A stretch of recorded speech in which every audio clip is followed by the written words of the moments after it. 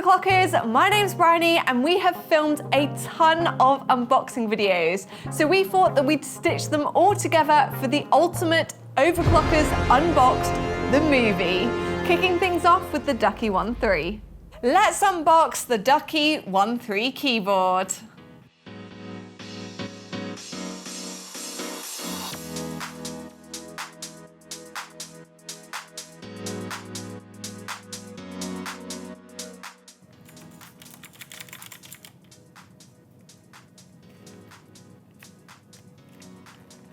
So in the box, we obviously have the keyboard, very nicely packaged.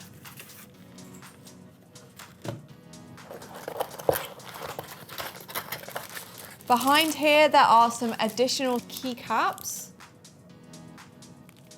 You can see that on the matcha keyboard, they're this darker green color, but these extra keycaps do change to match the color option that you go for.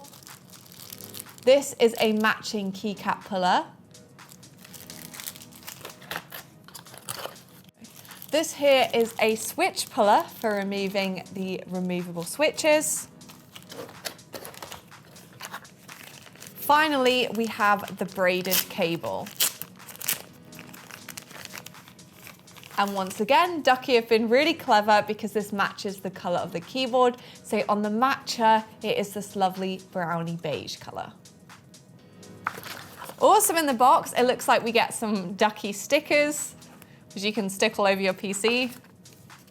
And there's also a quick start guide. So this has some information on how you can update the software, the warranty policy, the repair policy, and also how to change the RGB lighting, etc. Now that I've unboxed the Ducky One 3, I can tell you a little bit more about it. So this is a hot swappable mechanical keyboard, which means that you can try a wide range of different switch types. By default, it is available in many different Cherry MX options. Here we have matcha, and it has no inbuilt RGB lighting, which is the same as the Fuji coloration. Then this lovely blue one here with this bright accent color is called Daybreak. And you also have yellow, mist, and cosmic, and those do come with inbuilt RGB lighting. The keyboard itself is really lovely to use. Ducky have done a great job of making it sturdy. When you've got it on the desk, it feels like a very solid, well-built keyboard. You can also adjust the height. It does have on the bottom here these adjustable feet. So you can adjust it between maximum height, medium height with a smaller foot, or you can also have it flat on your desk, which is really nice if you like to have an angle while you're typing. On the top here, you'll also see that it has a removable USB-C cable with this routing, so you can make the cable management on your desk that little bit easier. As I mentioned, the RGB lighting, let's go ahead and plug in the Daybreak version so we can see what it looks like lit up. Now we have the RGB lighting all lit up, and that looks absolutely beautiful. There are a lot of different effects you can choose from as well, which are all controlled on the keyboard itself. It has no external software. You simply press the short keys using the function button, and you can adjust between lots of different RGB lighting colors. This Daybreak is the 10 keyless size, whereas the matcha is full size. In matcha and Fuji, you can get it in full size and 10 keyless, where in the other color options, you can get 60, 65, 10 keyless, and also full size. There's bound to be an option to suit your desk space. Like I said, there are also a wide range of Cherry MX switch options, but here we have the reds and the blues. So let's have a little listen to the sound they make.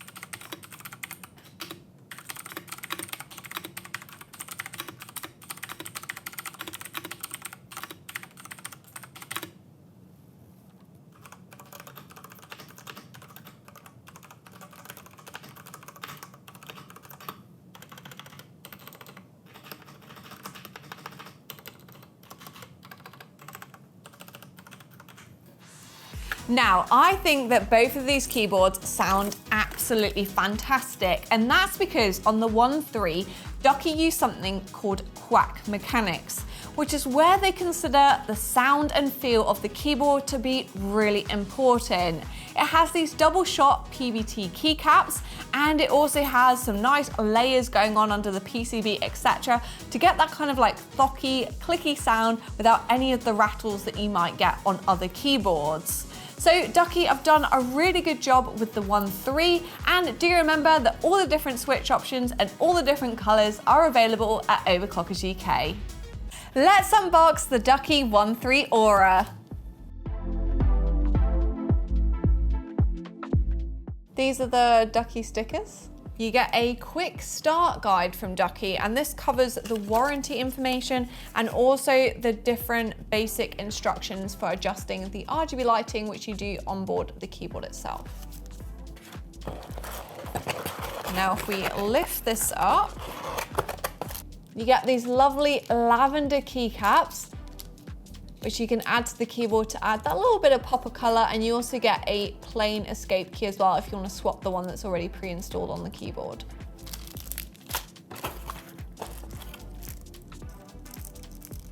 There's a matching Ducky keycap puller.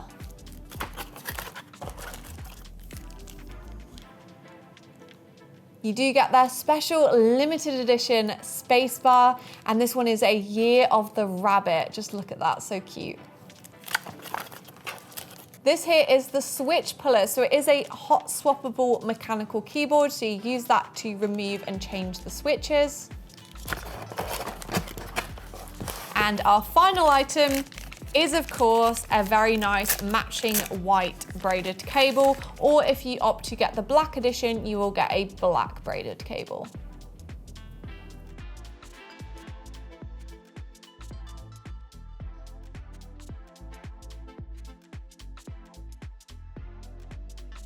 There we go. Not quite as transparent as the white version, but you can definitely still see the PCB under there. Now I've unboxed the Ducky 1.3 Aura, I can tell you a little bit more about it. So this is a transparent version of the Ducky 1.3, and it really has that lovely retro look to it. The white one is particularly transparent, it's pretty much clear, whereas on the black keyboard you can see that it is more of like a smoky color, a little bit more tinted. Obviously you can still see the internal components, the PCB, the switches, etc., but it is a little bit more understated. But overall, both great looking keyboards. And of course, one of the benefits of them being transparent is that the RGB lighting really shines out. So I'm just gonna plug it in now and see how it looks. You can see that I've set it to this wonderful all white color. I must say this is one of my favorite looking keyboards. The 1.3 Aura in white just looks fantastic with the RGB lighting shining out. You can see the keycaps themselves, they are double shot PBT keycaps, so they're not completely transparent because you do have these legends which aren't printed, so they should last longer. That's the benefit of double shot, but it also means that the RGB lighting is kind of blocked from the top here, but it does come out really nicely through the sides. You've kind of got like this half transparent look about them, and it just really, really glows. The keycaps themselves also feel great to type on, and being a 1.3 from Ducky, it has the quack mechanics, which means they put a real focus on how the keyboard sounds and feels when you're typing on it. So let's just do a little type test, because one of the nice things about the Aura keyboard is it has these more unusual keycaps. You have the Cherry MX switch options, the full range of those, but you also have the Kale Jellyfish Y, which are a linear key switch that sounds fantastic.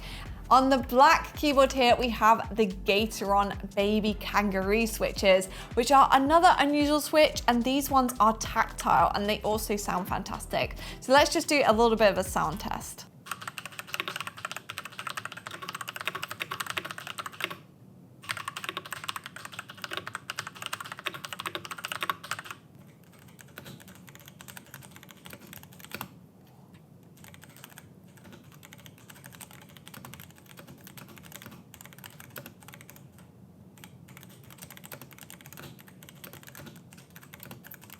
So that has been the type test on the 1.3 Aura, and I must say I absolutely love these slightly more unusual switches. These kale box jellyfish switches feel so amazing, and they also sound fantastic as well. You obviously don't get any rattles or anything from the spacebar or the enter key. I think Ducky have done a really good job of making a great sounding keyboard out of the box. If we flip the keyboard over and take a look at the back, apart from that beautiful transparent back plate, you can see that it has these height adjustable feet. So you can adjust that between 3 different settings: flat on your desk, mini foot for a little bit more height, or the larger foot if you prefer a completely different typing position. Up on the top here, you can see you have the USB-C port, so you have the removable braided cable. You can remove it and use your own cable, or just use the lovely braided one that comes with this keyboard. That has been the Ducky 1.3 Aura. It is available in this mini size. We of course also have the full size keyboard as well, and then in between they have SF, which is 65%, or 10 keyless as well. And of course they are all available on the Overclockers website with the many different switch options, including some unusual ones that come with the Ducky 1.3 Aura. Let's unbox the Endgame Gear XM1r mouse. Here we have the white version and also the dark frost version, but it's also available in black and dark reflex.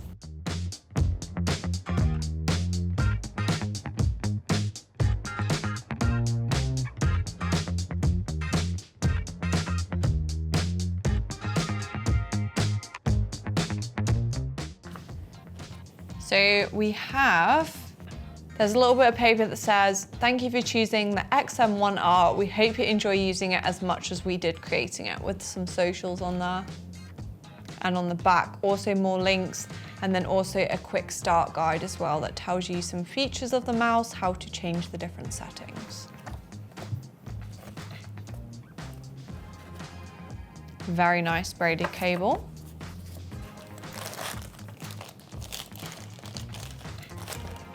And that's the white version of the mouse, and you also get a set of extra skates. So these are larger skates to go on the bottom of the mouse, so you can adjust the glide how you like it. These are the skates that come pre-installed. Now that we've unboxed both the white version and the dark frost version of the XM1R, I can tell you a little bit more about it. And the R is actually an updated version of the very popular Endgame Gear XM1. It comes with improved performance, firmware, cable, skates, and overall design. It's a very lightweight mouse at just 70 grams, and I must say I do really like the overall look and shape. It has this very nice soft touch matte finish, and it's sleek and stylish, so it's gonna look great on your desk. The overall shape is ambidextrous, as you can see. So it has this symmetrical shape that's gonna feel great whether you use it in your left or your right hand. And on the side here, it has these 2 easily accessible macro buttons, which you can reach with your thumb. And that's gonna be great. You can reprogram them for use in games or just browsing web pages, etc. Flipping the mouse over, if we take a closer look at the bottom, you can see that it uses the PAW3370 sensor, and that's adjustable up to 19,000 CPI. All of those different settings can be adjusted using the Endgame Gear software. So you can adjust the CPI, the polling rate, etc. The polling rate can also be adjusted on the bottom of the mouse using this button. And also underneath here, you can see that it has these 4 pre-installed skates. These are the smaller size, but like we saw, you do get a larger size as well in the box, so you can customize how this mouse glides. Using the mouse, it feels really great because you've got these 2 very nice, very clicky buttons. a very smooth rubbery scroll wheel, and also the cable is great as well. This is something they improved on the R, like I mentioned, and it's now very lightweight. It's not gonna snag. It feels like the ideal braided cable that you would want, and that is the Endgame Gear XM1R, available at Overclockers UK. Let's unbox the glorious Model O2 Pro and Model O2 Pro 4K 8kHz edition. Taking a look at the box, you can see you've got a picture of the mouse on the front here. You've got a little bit of information about the weight, the name, and flipping it over on the back, you've got a nice infographic with another picture of the mouse telling you a little bit of information about all the different features and those tech specs. And there's the mouse on top.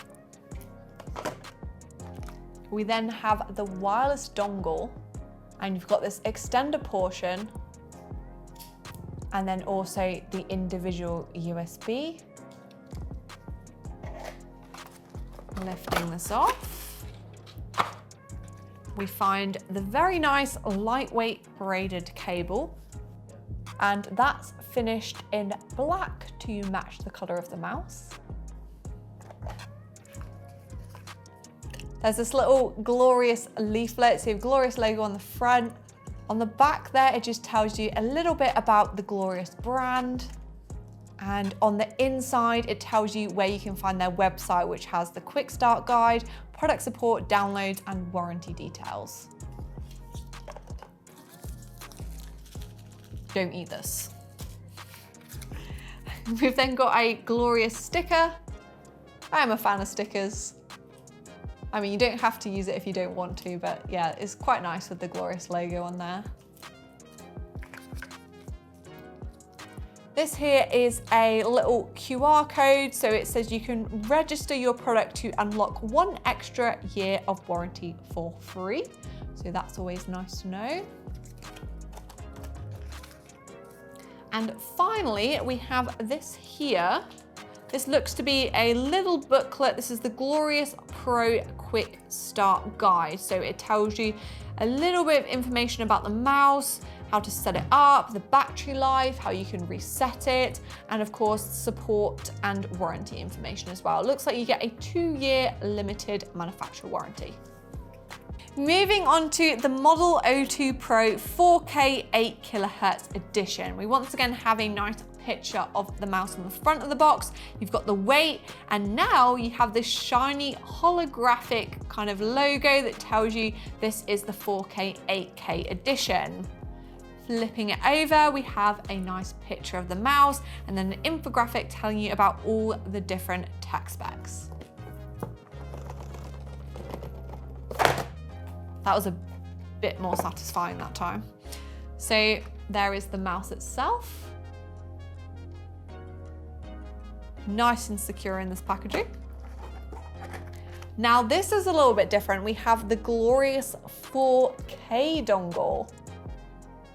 As you can see, it has the glorious logo and then this 4K symbol just to tell you that it is the higher polling rate version. Nice little grippy rubber base as well. I think this is made to go on top of your desk, so it gives you a little bit of a better signal. It looks like you'd maybe plug the charging cable, that nice braided cable in the end there, and then that's how you get the signal to your mouse.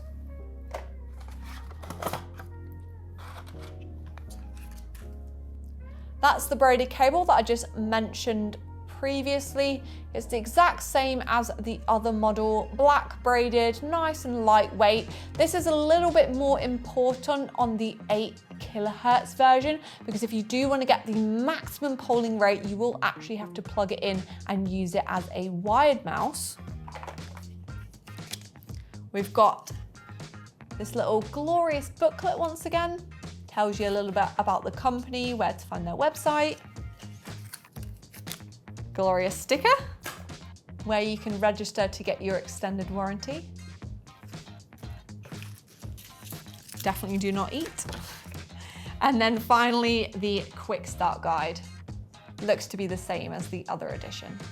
So here we have the Model O2 Pro regular version and that 8K version. This is a ambidextrous mouse. So as you can see, it's symmetrical on either side. It's obviously going to be perfect whether you are a right-handed user or a left-handed user. You can use it in both hands, which is nice to know. But you do have these buttons here. If you're right-handed, you can reach those nice and easily with your thumb. The overall shape is really nice. I think that's gonna suit all different grip styles. So whether you're palm grip, fingertip grip, or claw grip, I have sort of like small to medium hands, I'd say, and this mouse does fit me perfectly. I actually use a bright blue Model O Pro, and I think it's one of the most comfortable gaming mice I've ever used. So this design is a real win from me. I also like the texture of this mouse. So Glorious, in the past, to make their mice lightweight, they've gone for kind of that like cheese grater perforated design.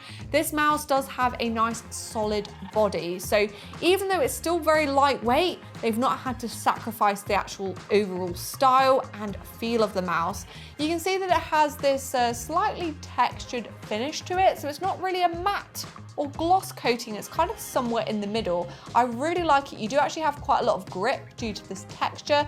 Moving on to another important feature, which is of course the sensor and the performance. The Model O2 Pro, if we flip it over, you can see that it uses a BAMF 2.0 sensor from Glorious. So this is a 26K CPI 650 IPS sensor. It's brilliant. You're gonna get pixel perfect tracking with the sensor, and it does feature on both editions of the mouse.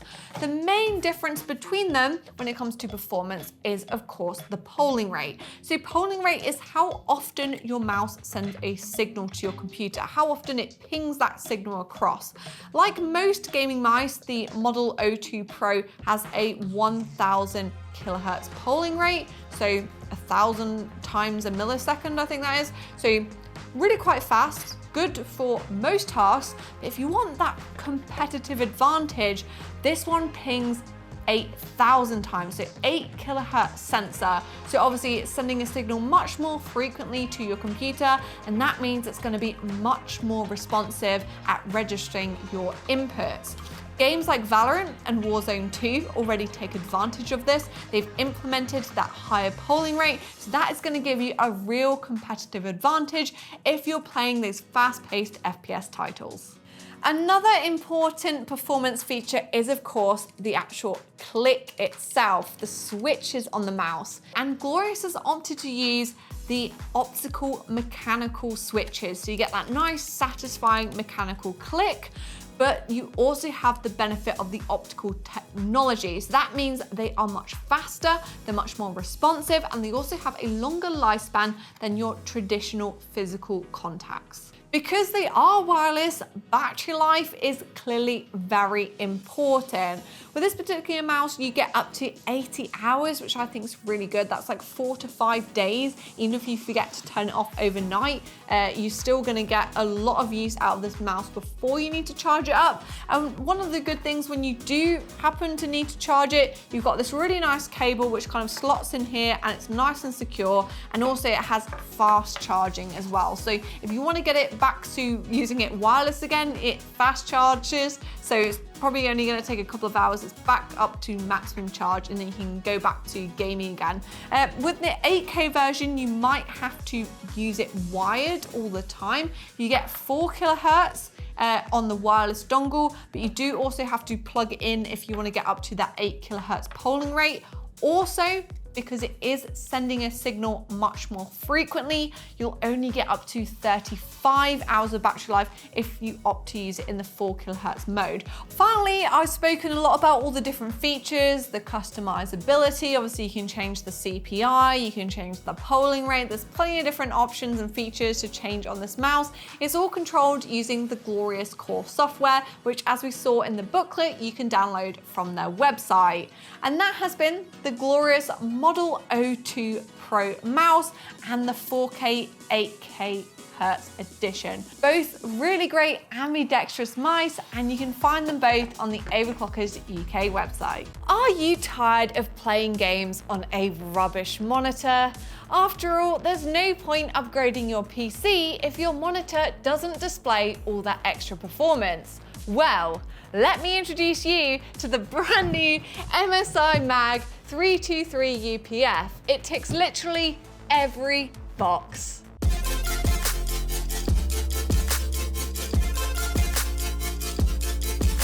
Let's start off by unboxing this monitor. It's 32 inches in size, so it comes in this huge box with plenty of packaging and foam to keep it safe during shipping.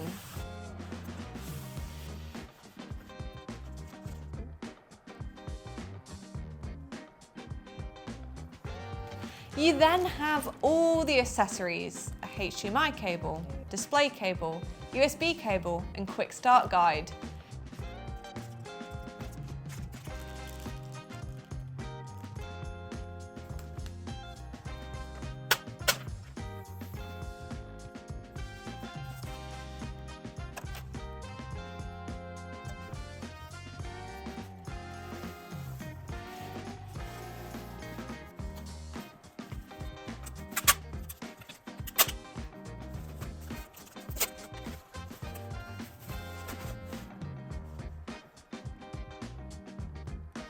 The included stand is easy to assemble in just a couple of minutes. There's a large arm that slots into the back of the monitor, secured with 2 screws, so you are going to need a screwdriver for this. Then you can screw the base on with no tools required. There's also a VESA mount support if you wanted to install it on your own monitor arm.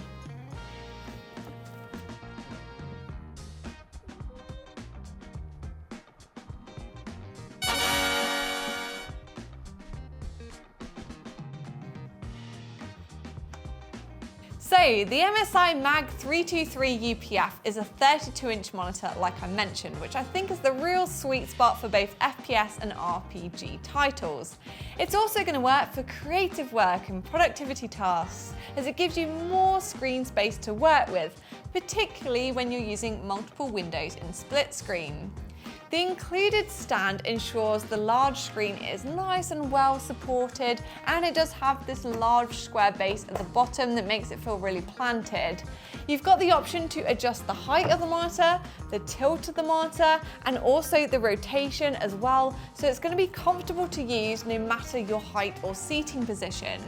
Connectivity is also excellent with 2 2.1 HDMI ports, a DisplayPort 1.4, a USB DisplayPort with 90-watt charging, and additional USB-A ports, ideal for helping with cable management.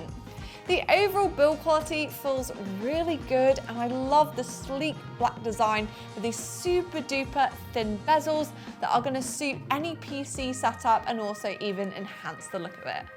Now this monitor is set up, let's discuss the features. And wow, what a list we have to go through.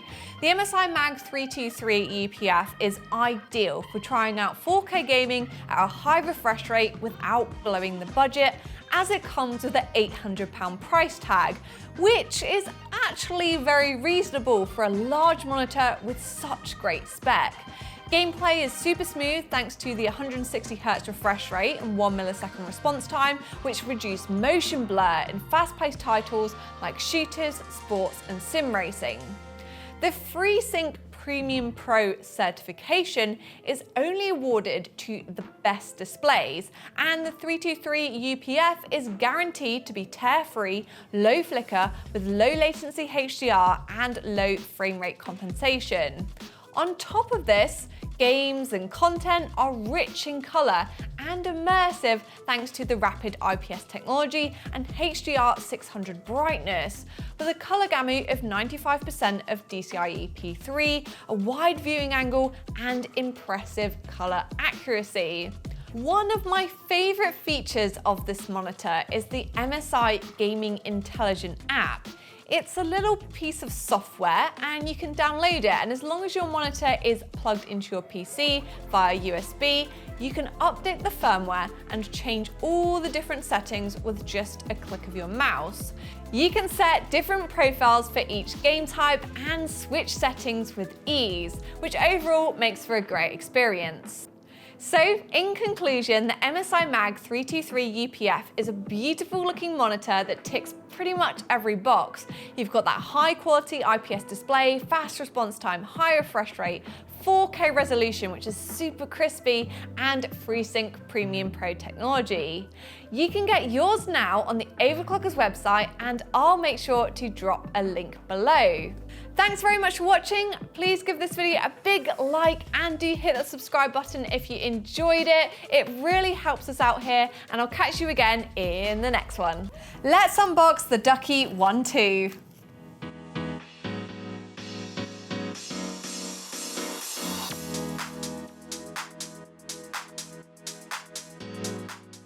You'll see that it comes with a coloured keycap set, so this does vary depending which colour keyboard you opt to go for.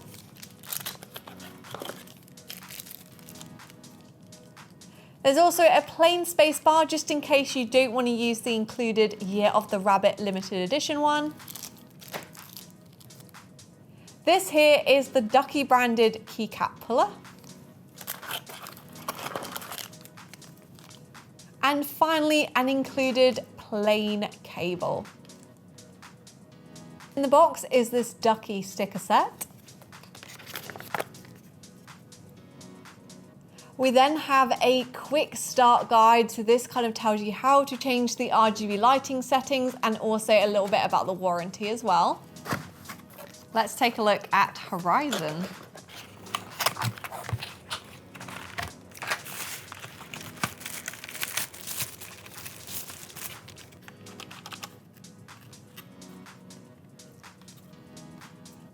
Now that I've unboxed the Ducky One 2, I can tell you a little bit more about it. The One 2 has by far the largest range when it comes to different colours, sizes and switch options. Here we have the white and RGB variant and also the Horizon variant, but the One 2 is also available in Skyline, Tuxedo, RGB in black, Power Colour, white backlit black, white frame and One 2 Pro. Like I said, this is a Cherry MX keyboard, so let's do a little bit of a sound test to see how it sounds. The white variant here has Cherry MX brown switches, whereas the Horizon variant has Cherry MX red switches.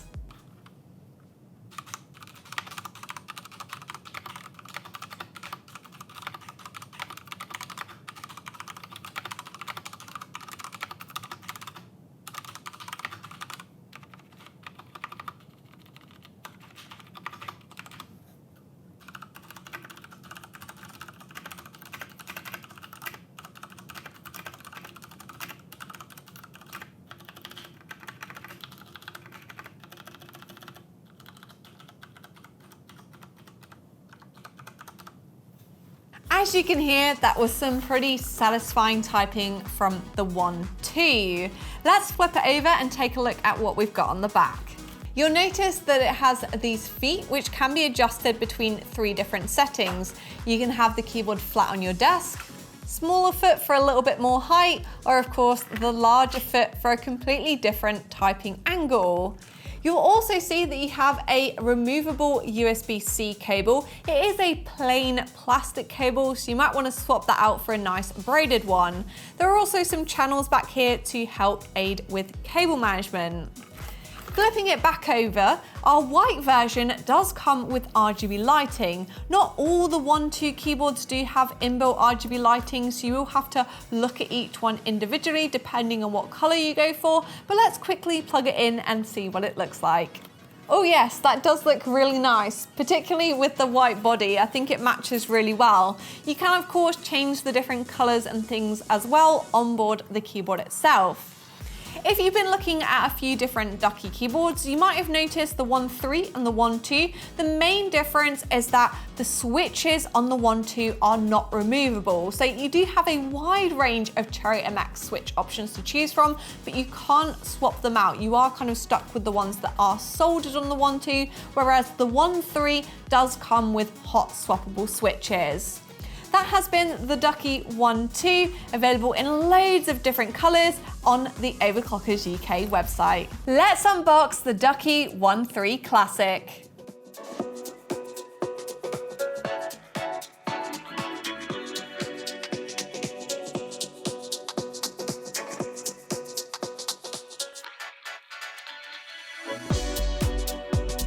So also in the box, alongside the keyboard, you get a set of Ducky stickers. This here, which is a quick start guide.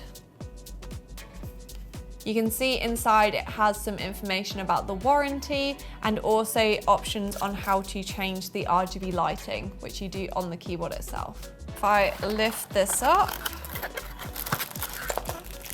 we got some extra keycaps here.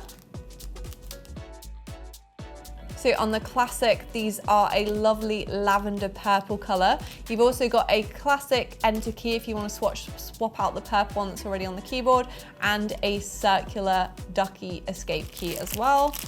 This is also a plain spacebar. So our particular example has a year of the Tiger spacebar, but if you want to swap that for the plain one, that also comes in the box. There is a Ducky keycap puller that matches the color of the keyboard. This in here is a switch puller, which you use to remove the switches. Those hot swappable switches can be taken out. And our final item, a very nice matching black braided cable. And this will be white on the Ducky Classic white.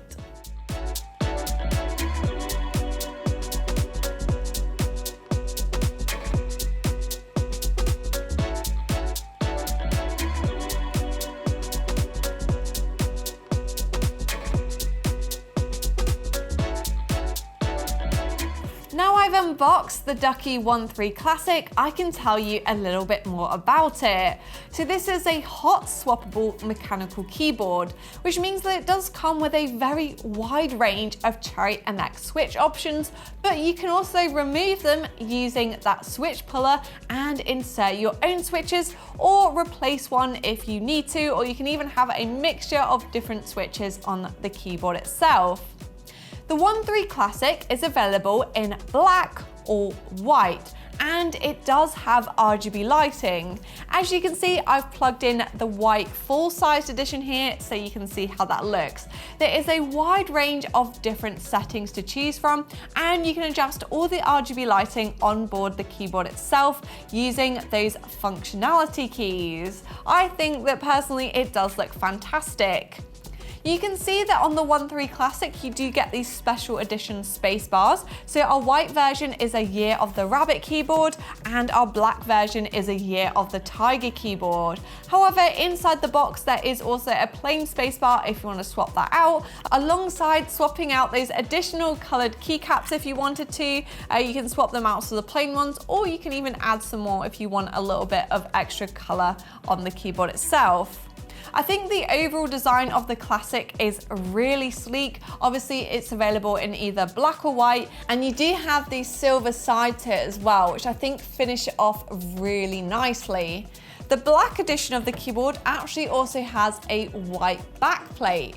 It's something a little bit different, but I think it looks really smart. You obviously don't see it much when you've got it down on your desk, but it does just finish it off and make it feel that little bit special. Flipping the keyboard over, if we just quickly take a look at the back, you can see that it has these height adjustable feet. So you can have it flat on your desk, you can have it slightly higher, or have it on the maximum height setting there, which is great for adjusting how it feels when you're typing. And finally, at the top of the keyboard, you can see that it has a removable USB-C connector, so you can take out that braided cable, insert a different one, or just use the lovely one that comes with the keyboard. With Ducky, they do have this thing called quack mechanics, which means they really focus on the sound and the feel of the keyboard. So I'm gonna do a little bit of a sound test for you with the white version that has Cherry MX reds and the black version which has Cherry MX browns.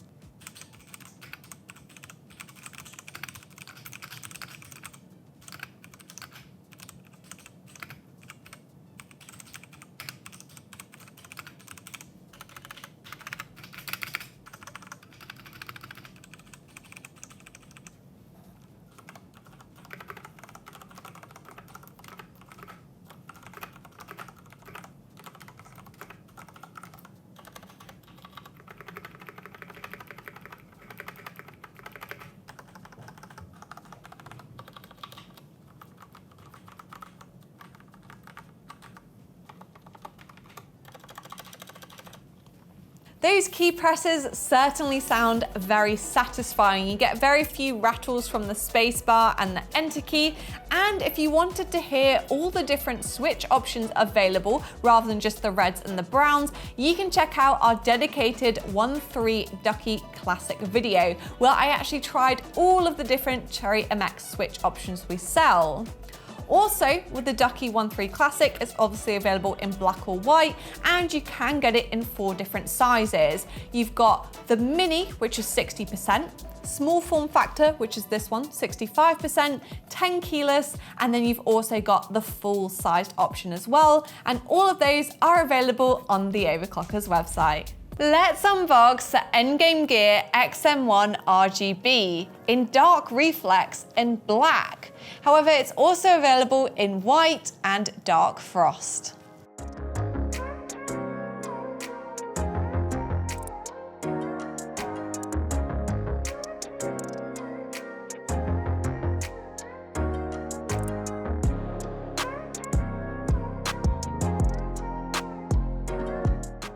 In the box, you get this bit of paper that says Endgame Gear on one side, and then if we flip it over, it has a download link for the latest firmware and software, and also a bit of a quick start guide that explains to you how to change the different settings. Here we have the black edition of the XM1 RGB and also the dark reflex edition, which you can really see just how transparent that is. You can see all of those components, and I think it's going to look amazing with the RGB lighting shining through. Let's see how it looks by plugging it in. Wow, you can really see the RGB lighting shining through there. Look at that.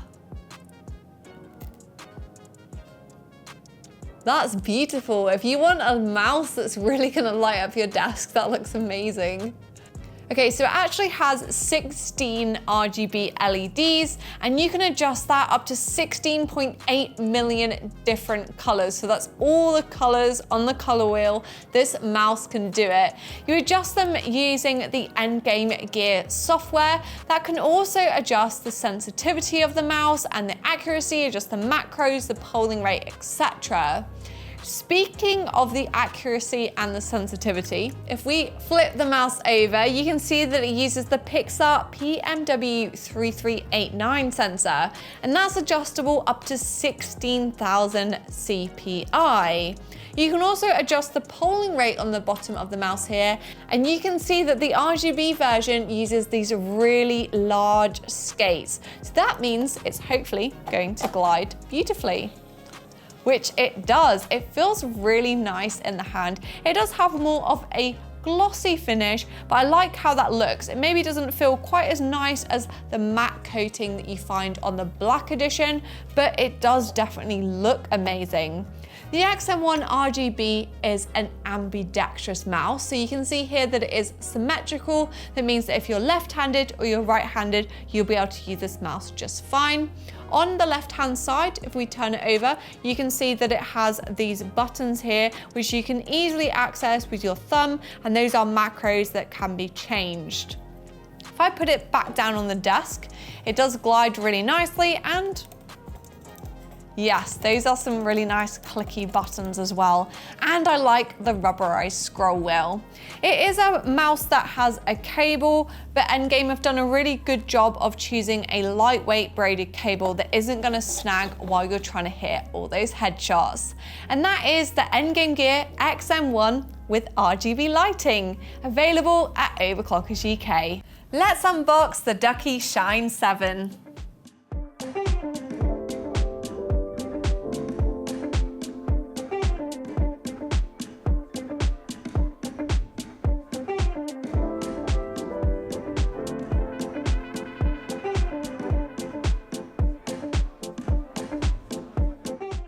So in the box you get a Ducky sticker set.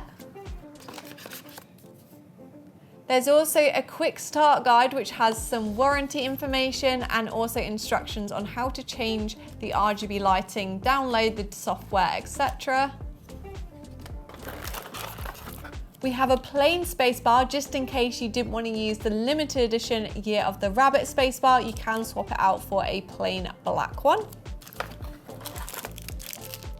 There's also these additional coloured keycaps which do match the lovely purpley lavendy colour that's pre-installed, or you do also get a plain black enter key just in case you want to swap the one out that's already on the keyboard.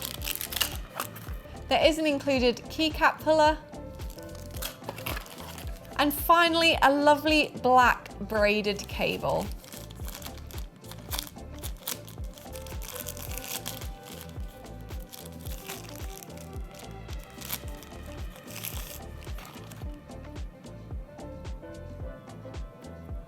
Now that I've unboxed the Ducky Shine 7, I can tell you a little bit more about it. One of the main benefits of this keyboard is the zinc alloy top frame. It is beautiful to look at. It is this wonderful gunmetal grey colour, or you can also opt for the black edition if you prefer a more blacked out looking keyboard. It's metal, so it feels really very weighty, very sturdy. This is a wonderful keyboard when you feel the build quality of it, when you put it down on the desk and have a quick little type on it. It is such a solid feeling keyboard. Also with the Shine 7, it does have RGB lighting, so I'll quickly plug it in. That's all lit up, that does look fabulous. Obviously being called the Shine 7, it does have RGB software as well. So not all Ducky keyboards do support the Ducky RGB software, but with the Shine 7, you do have a little bit more control over the various RGB lighting settings.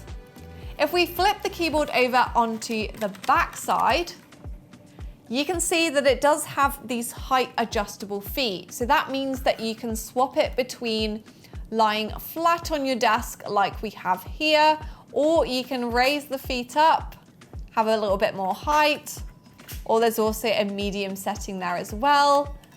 Also on the back, you can see where I've plugged in the USB-C cable. It's braided and it's also removable. The Shine 7 is a full-size keyboard, so you obviously have the numpad on the side here. There isn't any other sizes available, but you do have a wide range of Cherry MX switch options. This particular keyboard uses the Cherry MX Red, so let's put it down on the desk and have a little type test.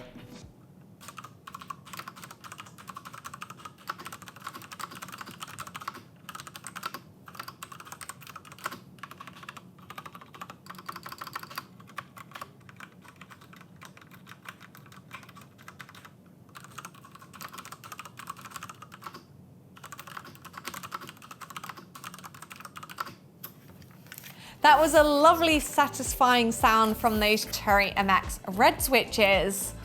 So the Ducky Shine 7, you can get it in gunmetal grey, or the blackout edition with a wide range of Cherry MX switch options on the Overclockers UK website. Let's unbox the glorious Model D2 Pro and Model D2 Pro 4K 8K kHz edition. Starting with the glorious Model D2 Pro, you can see you have a lovely design of the mouse on the front of the box. It tells you the weight, the model name, and then on the back you've got some different infographics that show you all the main features of this mouse. A really nice design, and of course black and yellow glorious colours. And there it is, the Model D. In the box, you have this wireless dongle because it is, of course, a wireless mouse. This is the USB stick that you plug into your computer. And then this here is a wireless extender. So you can have this on top of your desk with the charger cable in the back, and that increases the range of the wireless connectivity for a better connection. This is the braided cable. Lightweight and braided like we've seen on other mice before, very nice. We have this little booklet here which tells you a little bit about Glorious as a brand.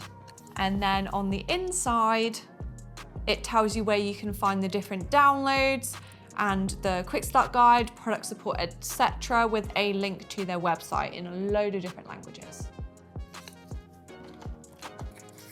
There's also a Glorious sticker with their very distinctive logo on there. Do you quite like having a sticker? This here is a QR code, so it looks like you scan that and then you can register your product, which unlocks an extra year of warranty. And then we also have this big booklet. So this looks like a quick start guide. It's in a lot of different languages, so there's not too much text on there, but it tells you how to set it up, a little bit about the battery life, how you can reset it, and also how you can access support and service for the mouse. And finally, we have some additional Glorious Model D skates. These look slightly larger in size, so maybe they'll give you a little bit of a better glide, but it's nice to have the option, and Glorious have included those for free. Next up, we have the Model D2 Pro 4K 8K Hertz edition. Very similar box here. You've got a picture of the mouse on the front, you've got the weight, but this time you've got a very pretty holographic 4K 8K polling rate logo. On the back of the box, you once again have a picture, a little bit of an infographic telling you about the different features of this mouse. Let's open it up. As expected, a similar unboxing experience with the mouse right at the top. There is the wireless receiver or wireless dongle. This is a little bit different. As you can see, it has 4K written on it, which the regular Model D2 Pro doesn't. So that does differentiate the two different receivers. And this looks like it's made to go on top of your desk and plug into the included charger cable. Lift this off. And there's the cable that I just mentioned. Nice and lightweight and braided and black to match the mouse. We have the QR code. So once again, to register your warranty. A Glorious sticker. A link to the Glorious website and a little bit of information about the brand. Once again, a larger skate set, so you can change out the skates that are pre-installed on the mouse to add a little bit of extra glide.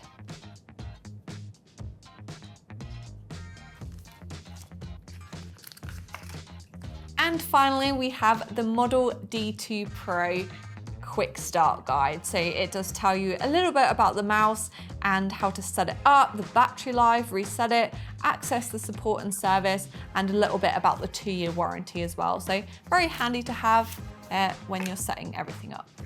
So we have the Model D2 Pro 4K 8 kHz edition and the regular version.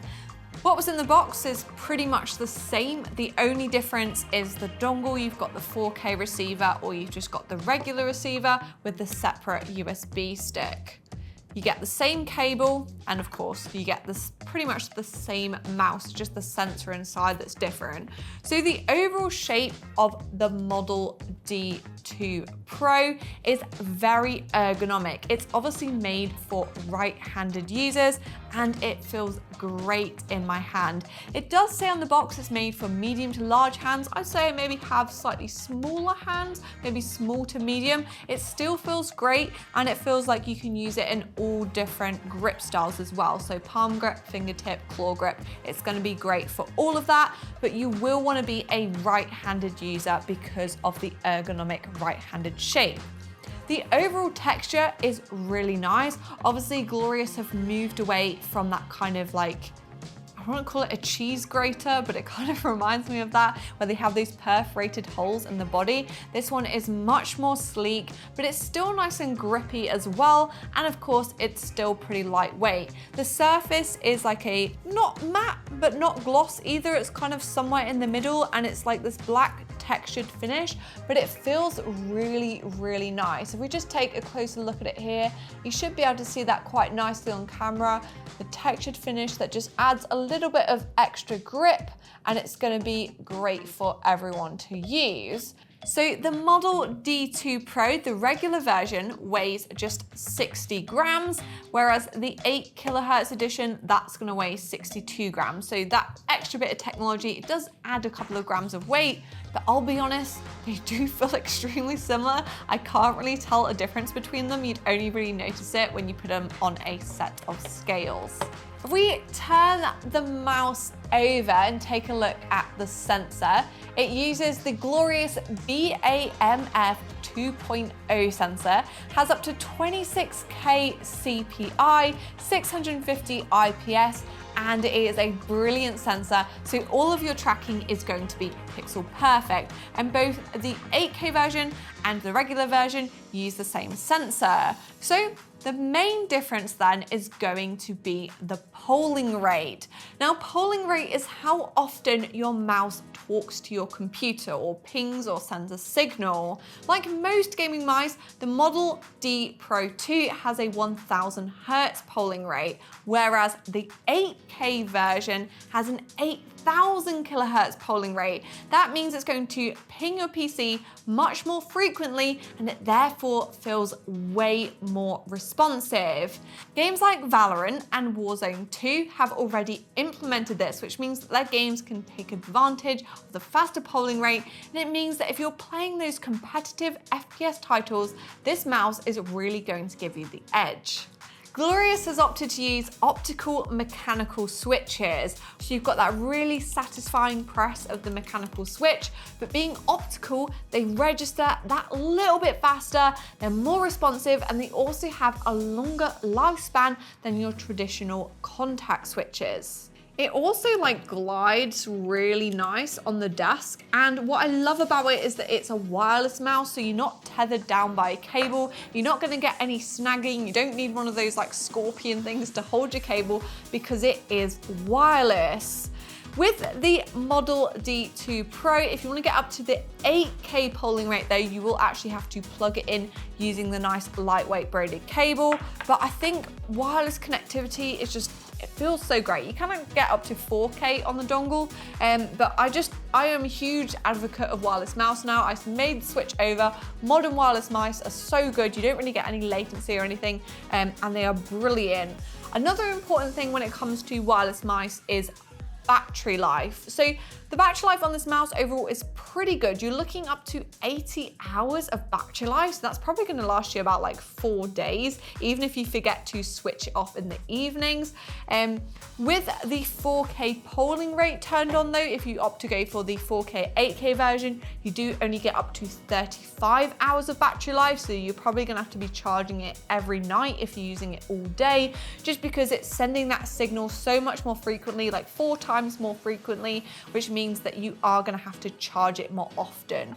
But 35 hours, still pretty good. I mean, you probably charge your phone every night anyway, so once you finish your gaming session, you just plug it in on charge, and then it will be charged up, ready for you next to use it. All the different like customizable features that come on this glorious mouse can be changed in the glorious core software. It's definitely one of the better softwares available out there. It often gets lots of frequent updates. They're always improving the firmware. They're making sure their products are kept up to date and feel nice and responsive. And of course you can change like the different button settings. You can have different profiles. I do like the software, and overall I think the Model D2 Pro is a great package. And of course you can get it on the Overclockers website. Let's unbox the Endgame Gear KB65HE keyboard.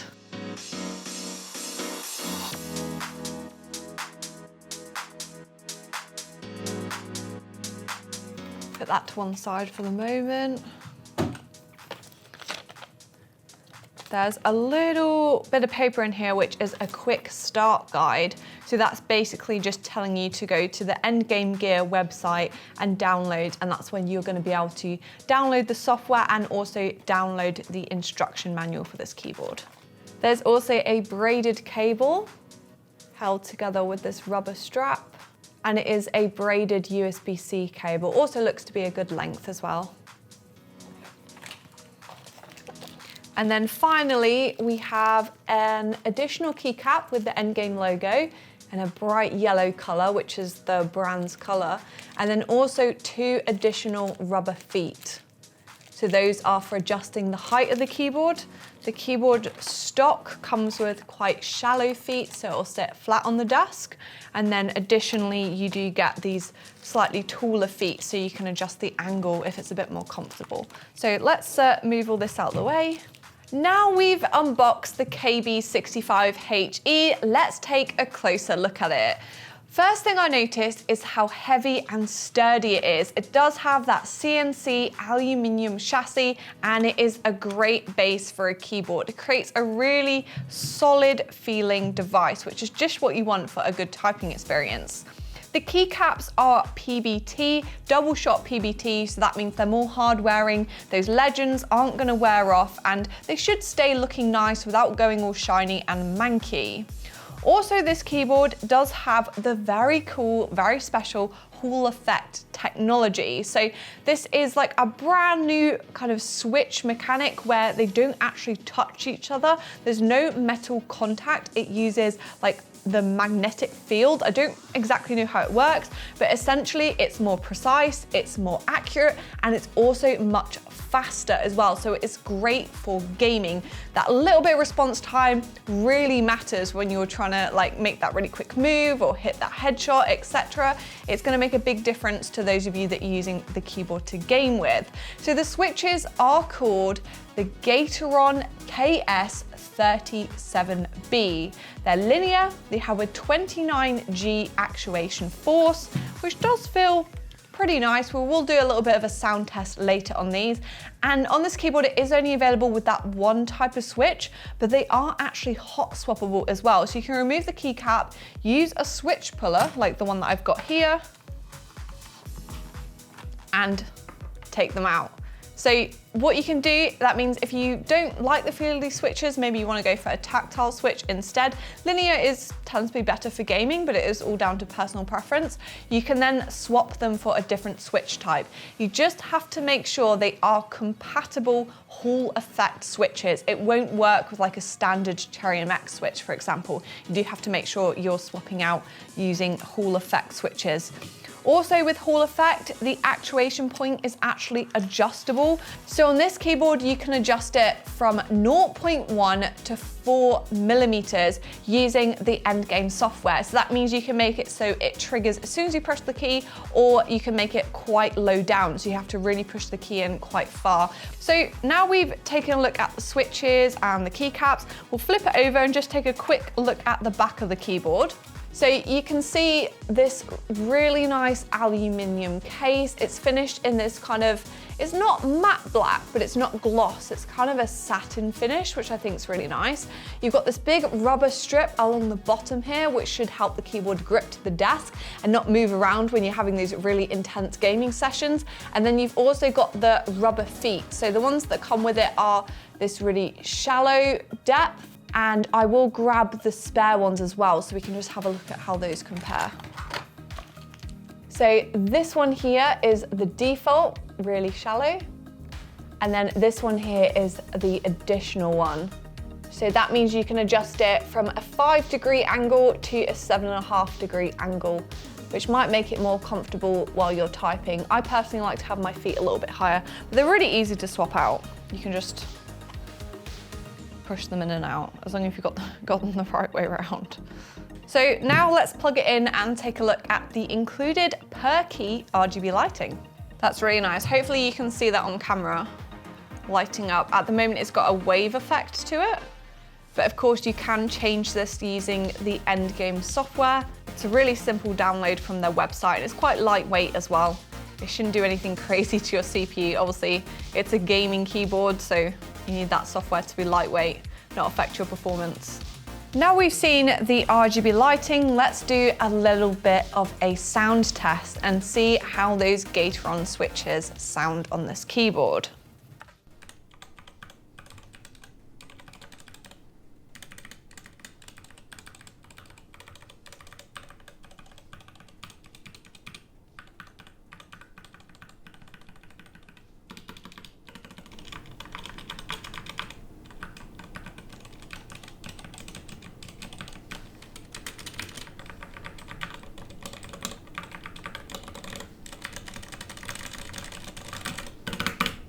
So let me know what you thought of that. Overall, I think it sounds pretty good, but some of the switches definitely sound better than others. Like,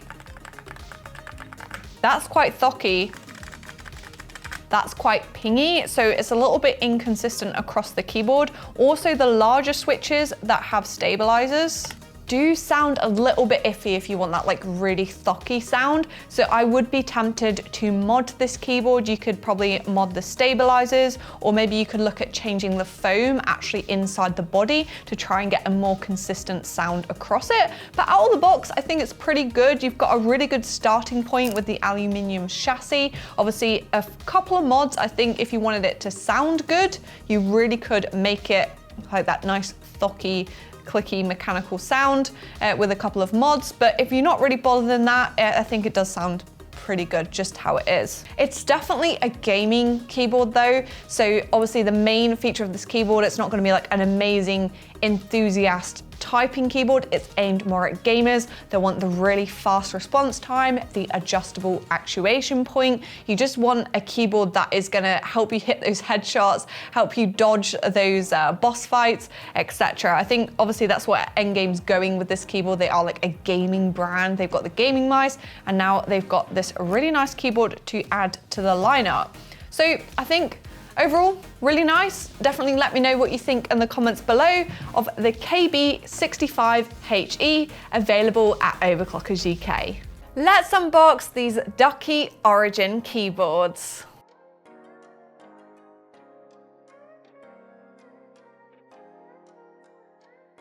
So this is the black version of the keyboard. Looks like we also get a user manual guide. Gives you some basic instructions on how to change the RGB lighting, and also a little bit about the warranty as well. Basically a quick start guide to get you going with this keyboard. A nice Ducky sticker set with a pair of ducks. That is our switch puller. A black braided cable, and this is a USB-C braided cable. An additional colourful enter key. This one is red. And that is a keycap puller, which I think must be a random colour because this one's pink and blue. Now I'm going to unbox the vintage version.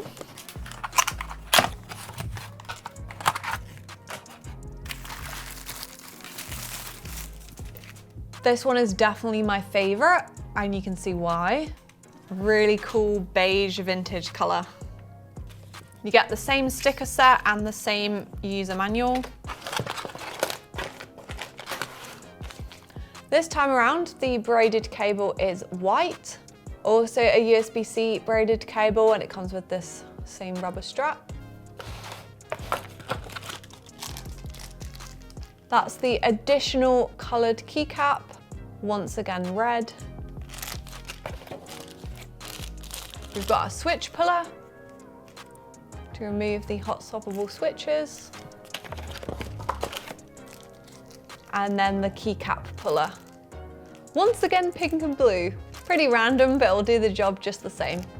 Now that we've unboxed the Ducky Origin boards, we can take a closer look at the features. So obviously this is a full-size keyboard, which means that you get all the keys, including the numpad. On Ducky keyboards, you also get some dedicated media keys and a calculator button as well, which is a nice addition. So obviously it's available in this vintage color or the black color. The vintage is this like beige, gray color. It's got the two-tone keycaps with black legends and no RGB lighting. The black version of the keyboard is all black with white legends and once again, no RGB lighting. It's a very classic, very simple design. If you just want like a basic keyboard to do the job, that is gonna suit you really well. On the black one, you do also have in this top corner, Ducky Origin is in yellow. So it really stands out against the black. They use double shot PBT keycaps, so that's basically what you want in a keyboard. It means that the keycaps are going to be more hard wearing, the legends aren't going to wear off, they're not gonna go shiny, they're not gonna go manky, they're just gonna stay looking nice over time, which is ideal if you're going for one with like the white legends. You obviously don't want them to wear off. And on this keyboard, you wanna keep it looking nice. I really like the vintage color, so it would be a shame if that like wore off. Flipping these keyboards over, if we just take a quick look at the back, you can see we have the Ducky Origin plate, which has your serial number on, just tells you a little bit about the keyboard. There's a channel here to route the braided cable, so that nice black and white braided cable that comes with the keyboard, you can route that. You plug it in the top here in the USB-C port, and you can route that along the different channels, depending on where you have it on your desk, just to help a little bit with cable management. You've also got these feet. So on Ducky keyboards, you can adjust them between 3 different heights. You can see it's fully extended, half extended, or you can just have it flat on your desk. And it obviously changes the typing angle, so you can use whatever's most comfortable for you. The black keyboard is pretty much exactly the same. Moving on to the switches and the typing experience. So they do come with Cherry MX switches in a range of different options. You've got silent red, speed silver, black, red, blue, and brown. The two that we've got here both use brown switches, which is a really nice switch for typing. It's my personal favorite Cherry MX switch. So we will do a little type test in a moment. They are also partially hot swappable. So the larger keys, such as the space bar, the enter key, the shift key, you can swap the switches out without doing any soldering. All you have to do is use this little tool here that comes with the keyboard. There we go, super easy. I'll just show you the socket as well. You can see here that you can now replace that with any compatible switch. So other Cherry MX switches, or even a switch from a different brand. That means you can really customize the typing experience on the spacebar and the enter keys. You could have tactile switches on the rest of the keyboard and linear switches on the enter key if you wanted to. There are some keyboards in the Ducky range that are completely hot swappable, such as the 1.3. So if you wanted a keyboard where all of the switches are hot swappable, you'd be better off going for something like that. But the Origin, it does have some compatibility, but obviously not on the entire keyboard. But it is a more affordable version. I think that's what the Ducky Origin really has going for it, is that it is a very affordable mechanical keyboard. It's very classic, it's very simple, like what you see is what you get. And now to finish it off, we'll do a little type test.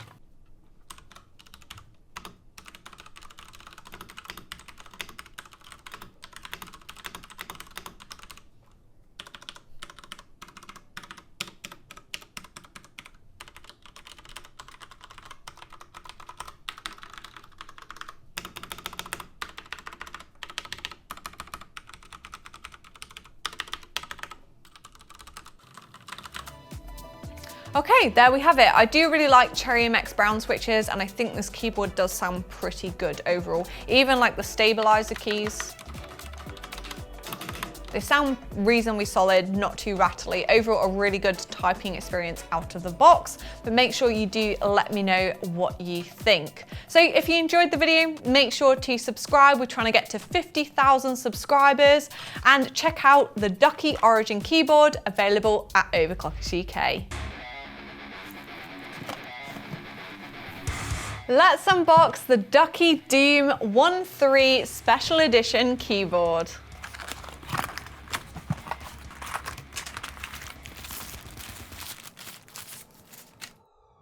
Now, I've seen pictures of this keyboard, but I don't think they do the design justice. It definitely looks much better in person. You can really see the Doom Slayer and on all the demons across all the keycaps. We'll definitely take a closer look at that later on. So in the box, it looks like you get a Ducky sticker set. There's also a manual or a quick start guide. Also got some warranty details in there as well, and also how you can change the RGB lighting using the onboard keys. We have a black braided cable, just a standard braided USB-C cable with a little bit of rubber on there to help with cable management. We've got a keycap puller, black and red to match the keyboard, which is quite nice. And then also a switch puller as well. Being a 1.3 Ducky 1.3 keyboard, it is a hot swappable keyboard, so that will remove the switches for you. Now we've unboxed the keyboard, I can go over some of the main features. Being a Doom keyboard, it is officially licensed by Bethesda, which I think is really cool. You are getting an officially licensed product, and it's also limited edition. There's just 666 units in ISO layout. ISO is the UK layout with this larger enter key. The overall design, I think, is really, really cool. Ducky have done a great job with this. It's got these very special keycaps. So they are PBT, which means they're going to be hard wearing, but they've got a really special like dye. The way the design, it's not just like printed on there. Supposedly they've dyed it, so it's much more hard wearing. It's not just going to rub off over time. It should last, even if you're going to be using this keyboard, as opposed to just kind of hanging it on your wall and looking at it. Also, the keycaps themselves, the legends are actually engraved into the side. So rather than being on the top of the keyboard and kind of like ruining that really cool Doom artwork, they've engraved the legends onto the front or side of the keyboard. Let's just take a closer look at that. Speaking of the cool design, if we flip the keyboard over, you can also see that Ducky have gone to work on the back here. It's black and red, so you've got this matte black finish, which is really quite nice. Then you've got red down the side, and then you've also got red feet, and then the red Doom logo, and some like demon style lettering along the bottom here, which I think looks really cool. And also, if I remove this little peely here, it reveals something really cool about this keyboard. So I said there's 666 of them, and each of them are actually individually numbered.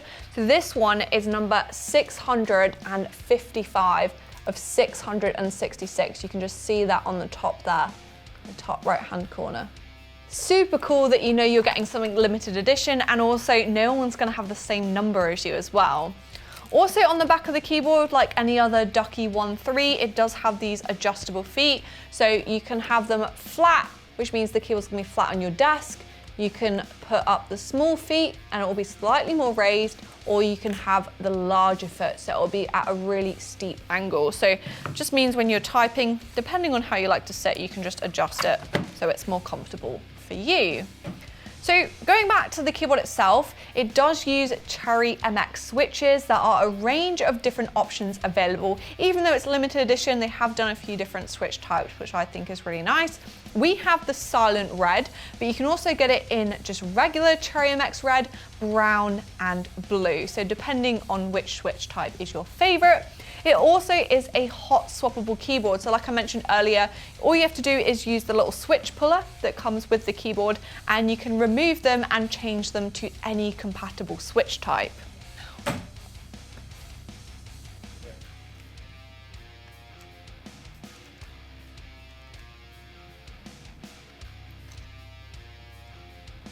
There you go. Super easy to remove them. And then in that PCB, you can install any compatible switch. So another Cherry MX switch, something from Gateron, something from Kale. There's so many different switch options you can choose for a keyboard like this. It's also RGB, like I said, so I think we should plug it in and take a look at the RGB lighting before I do a type test. There we go, take a look at that. Really, really cool. I'd definitely be tempted to change it to red on this keyboard. I think obviously it's going to suit the Doom theme, but you can go for any color. There's a bunch of different effects and things as well, and you just change them all on board the keyboard itself. There's no software or anything to download. You just use the function key and another key, and you can change it between all the different like RGB settings. We do have a guide on that as well if you want to learn how to do that. Let's do the type test. So this is the Cherry MX red silent switches.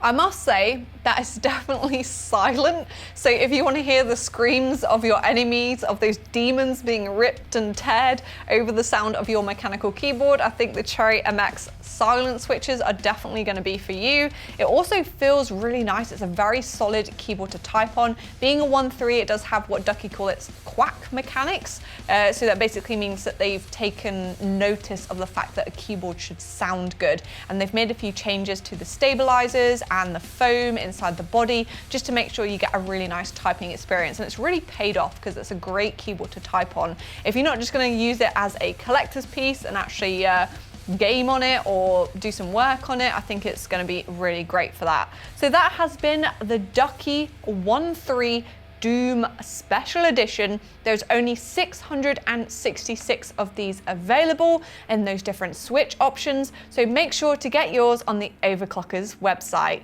And if you enjoyed the video, make sure to subscribe. We're trying to get to 50,000 subscribers, so I'd be really grateful if you could do that. Let's unbox the Ducky Fallout Vault-Tec keyboard.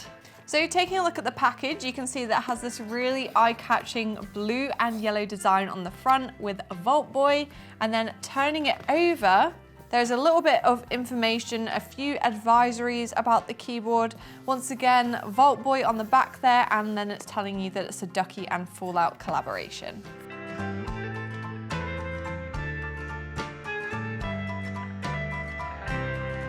Then we have the keyboard itself. That just looks amazing. We'll get a closer look at that later.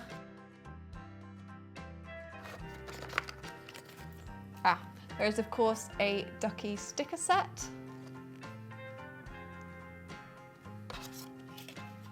We also have what looks to be a quick start guide with some basic instructions on how you can change the RGB lighting and the different functionality on the keyboard. Underneath here we have a little bit telling you about mechanical switches and linear switches and tactile switches. Just a little bit of interesting information about mechanical keyboards. And if I lift this up, we've got a white braided cable, so that matches the body of the keyboard very nicely.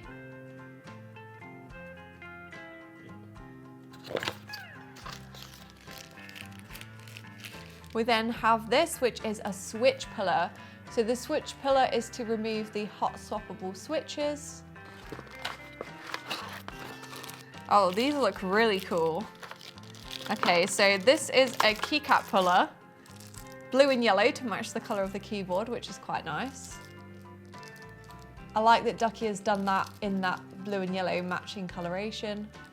And it comes with a keycap puller because it also has alternative keycaps. These are really, really smart.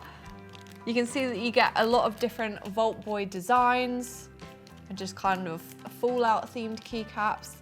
And these are white dye sub keycaps. This is the space bar. That's really cool. I think I'm gonna install that one. Now let's take a closer look at the keyboard itself. So on the front, you can see it has this wonderful blue and yellow coloration. The body of the keyboard is actually white, and then it has these blue and yellow double shot PBT keycaps. PBT keycaps are obviously much more sturdy, they're much nicer to type on, and also the legends won't wear off as well because they are double shot. And I really love the design of this keyboard. The blue keycaps have yellow lettering and the yellow keycaps have blue lettering, which is obviously right on brand for Fallout. Also, on the front of this keyboard, you will find that these keycaps are removable. So obviously I spotted that really cool space bar earlier. I'm just gonna go ahead and install that now. But as you can see, that actually demonstrates the blue and yellow really well. And you can see the double shot here. So the yellow outer shell and then the double shot PBT down the center. The additional keycaps aren't double shot, they do use dye sub, but that is meant to be very hard wearing, so they shouldn't wear off. These really cool designs on here should be pretty permanent throughout the life of the keyboard, and I just love this space bar, so I'm going to go ahead and install that. That looks much better. So underneath here, you can see that we have a Cherry MX blue switch on this keyboard, and it is available in a wide range of Cherry MX switch options. So you've got blue, red, brown, silent red, and also speed silver. So there's going to be a switch option for everyone.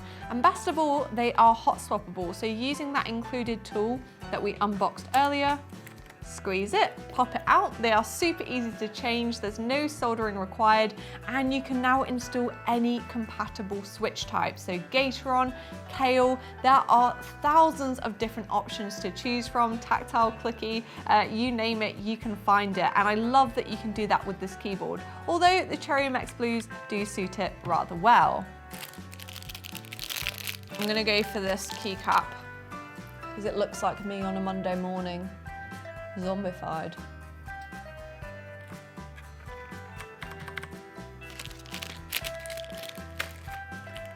As you can see, you can change the keycaps, you can change the switches. I really love how modular this keyboard is. Now, if we flip it over, let's take a look at what we have on the back. You can see that all white body very clearly, completely white, but you do have some yellow accents down the side of the keyboard. And up the top here, you've got Ducky and Fallout written in blue lettering. So on the reverse, you can see that it has these height adjustable feet. So you can adjust it between 3 different settings. You've got completely flat on the desk, or you can have the little foot, or you can have the big foot. So you can change the angle to see what's most comfortable for you. Also back here, we've got a big plate that tells you about the model of the keyboard and that it's a Ducky and Fallout collaboration. And finally, a USB-C port up the top here. So that USB-C port is going to be where you plug in the braided cable. It does come with a white braided cable, but I think this keyboard would look really nice with one of those like artistic coiled cables and maybe a blue or a yellow. And I really like that you can switch it out. There's also some cable routing options back there as well, just in case you want to route your cable slightly differently depending on your particular setup. Now, this keyboard isn't just blue and yellow, it's also RGB, customizable RGB. So let's plug it in and see how it looks. I've plugged the Fallout keyboard in and you can see that it's all lit up with fantastic RGB lighting. It's currently on this rainbow effect, which I don't really think suits this keyboard, so I'm going to go ahead and change it. And one thing I like about Ducky is that they don't mess around with RGB software, which can kind of slow down your PC. It can get a little bit annoying to mess around with it sometimes. All the RGB lighting customization is actually done on board the keyboard itself. So you simply press the function key, F10, and you can scroll through a bunch of different effects. A lot of them are kind of type reactive, but there are some more basic effects on here as well. There should be like a breathing setting and also a static lighting. So that's now set to static white, which definitely does look quite a bit better, but I'm gonna see if I can now change it to blue. So function key, and then you can see you've got the RGB red, green, blue at the top here. And if I now turn off the red, there we go. We now have blue. There it is, the blue RGB lighting. I think that suits the yellow and blue design a lot more. I really like how that looks now.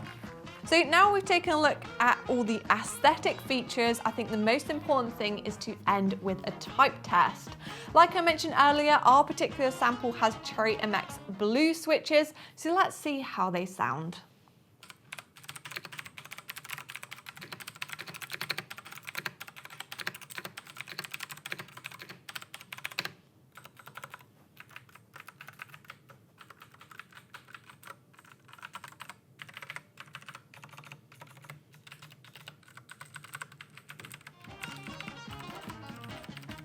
I'm not actually a huge fan of Cherry MX blue switches. I actually prefer browns because they are quite tactile and clicky and noisy. When you think of a mechanical keyboard, you're probably thinking of blue switches, but I do actually quite like them on this keyboard. I think they sound really good, they feel great, and Ducky does have its quack mechanics where they're taking into account the sound and the feel of a keyboard, and that's really paid off in this case. You're gonna get a really nice keyboard to type on and also one that looks amazing. This has got to be a must-have product for Fallout fans, and you can get it right now on the Overclockers website, and I'll drop a link below. Let's unbox the APNX C1 PC case.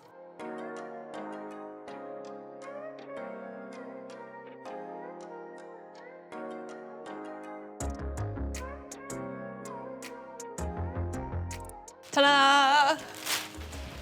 So here it is, the APNX C1. As you could probably see, it was really well packaged. It comes in a big cardboard box, plenty of foam, and then a clear plastic bag to keep it safe during shipping.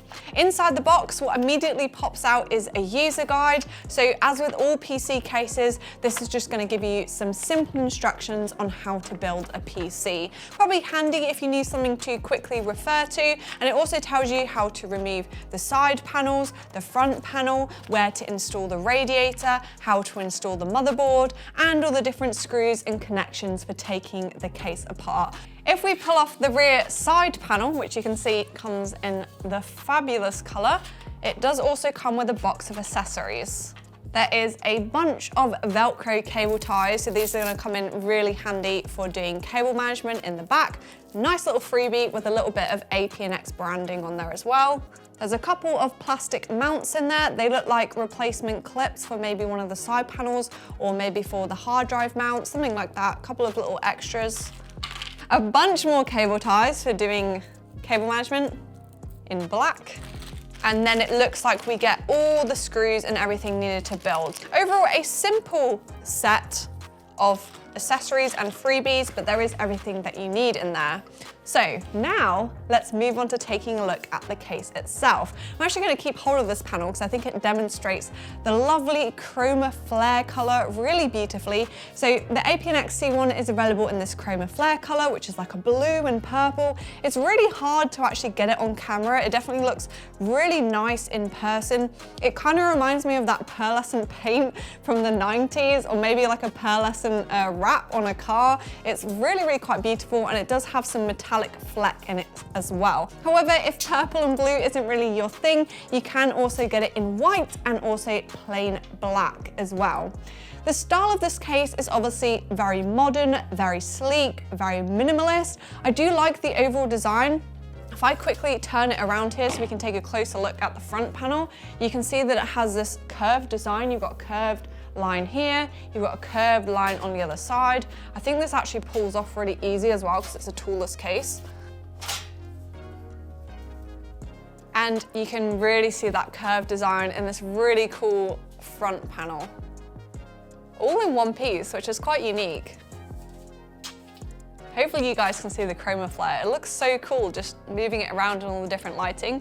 Also, what I'm telling from these panels is that you have a ton of airflow in this case. You've got this massive mesh front panel. You've got a load of mesh on the top panel. This really cool square mesh design for plenty of airflow. And then finally on the rear panel as well, you can actually install fans back there. You've got even more mesh. So it's clear that APNX have really prioritized air cooling in this case.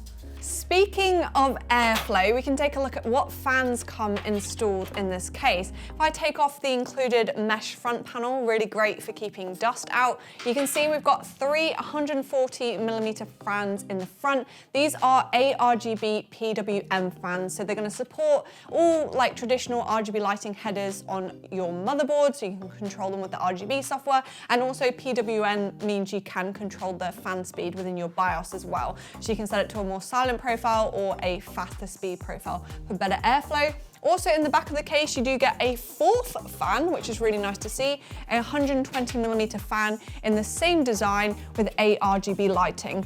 And that means that once you've installed like your cooler in the top of the case, you probably don't have to buy any additional fans, which I think is really nice that you get 4 included fans. Sometimes you get 3 with a case, sometimes you only get like 1 in the rear, or sometimes you don't get any. So I think that really adds to the value, which I quite like.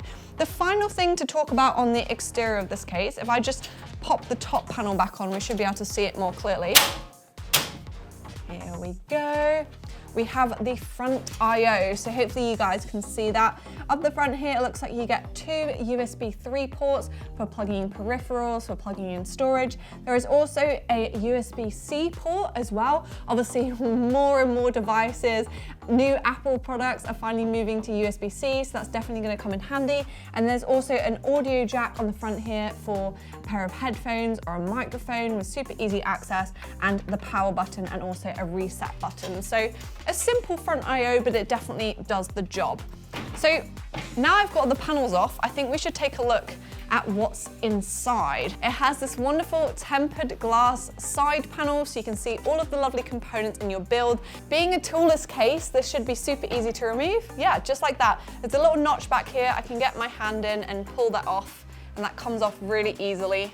Being a mid-tower size case, it does have really decent support for all your modern high-end hardware. So we're talking an ATX motherboard, you can get a full-size power supply in the bottom down here, and it is nicely covered by this large PSU shroud, which is in 2 different parts. So you can install some additional fans back here, you can remove this metal part, you can remove part of the PSU, and actually install up to 11 fans, which is an immense amount of cooling. Obviously you get 4 fans included in the case, but if you want to buy an additional 7 fans, you could if you wanted to, because you've got space for 3 in the roof, space for 3 here, and you can put an additional one actually behind the motherboard tray as well, which is quite unique. I've never actually seen that before, so it's quite a cool feature, all simply by removing part of the PSU tray and this metal bracket back here, which kind of hides the cables.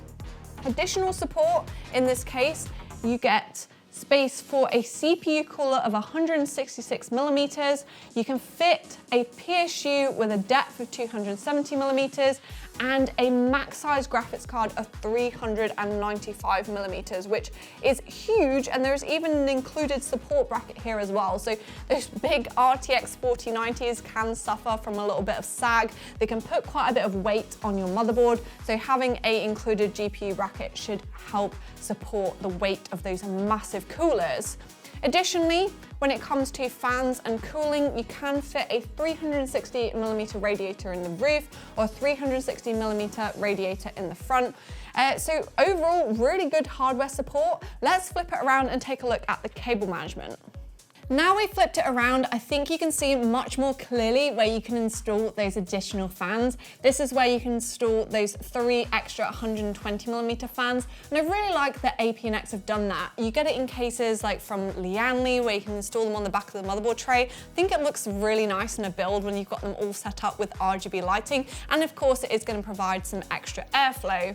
Also back here, you have this big metal sheet, which you can attach a fan onto if you want to, or it's also where your storage is going to go. So you can fit 3 3.5-inch hard drives or 3 2.5-inch SSDs. So slot 1, slot 2, slot 3.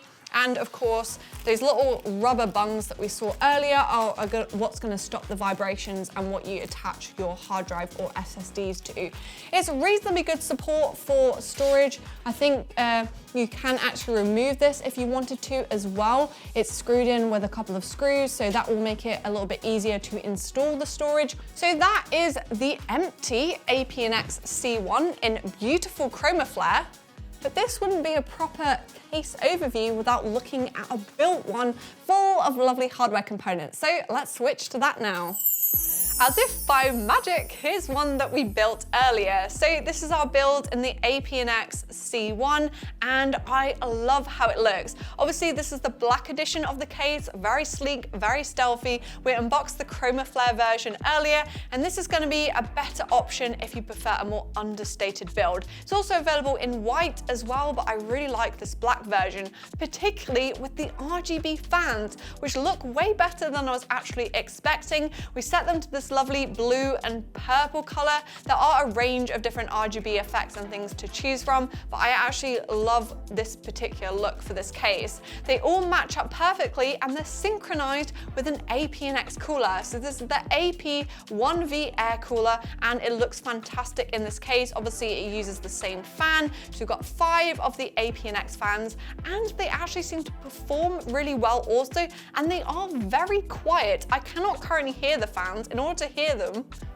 I actually have to put my head actually right next to them in order to hear them. And I'm very surprised by that because sometimes fans that are included with the case, they can be kind of a bit cheap and nasty and you don't actually want to use them, you want to replace them straight away. But I like that APNX has used very usable fans in this case. They look great and they also seem to perform and sound very nice as well.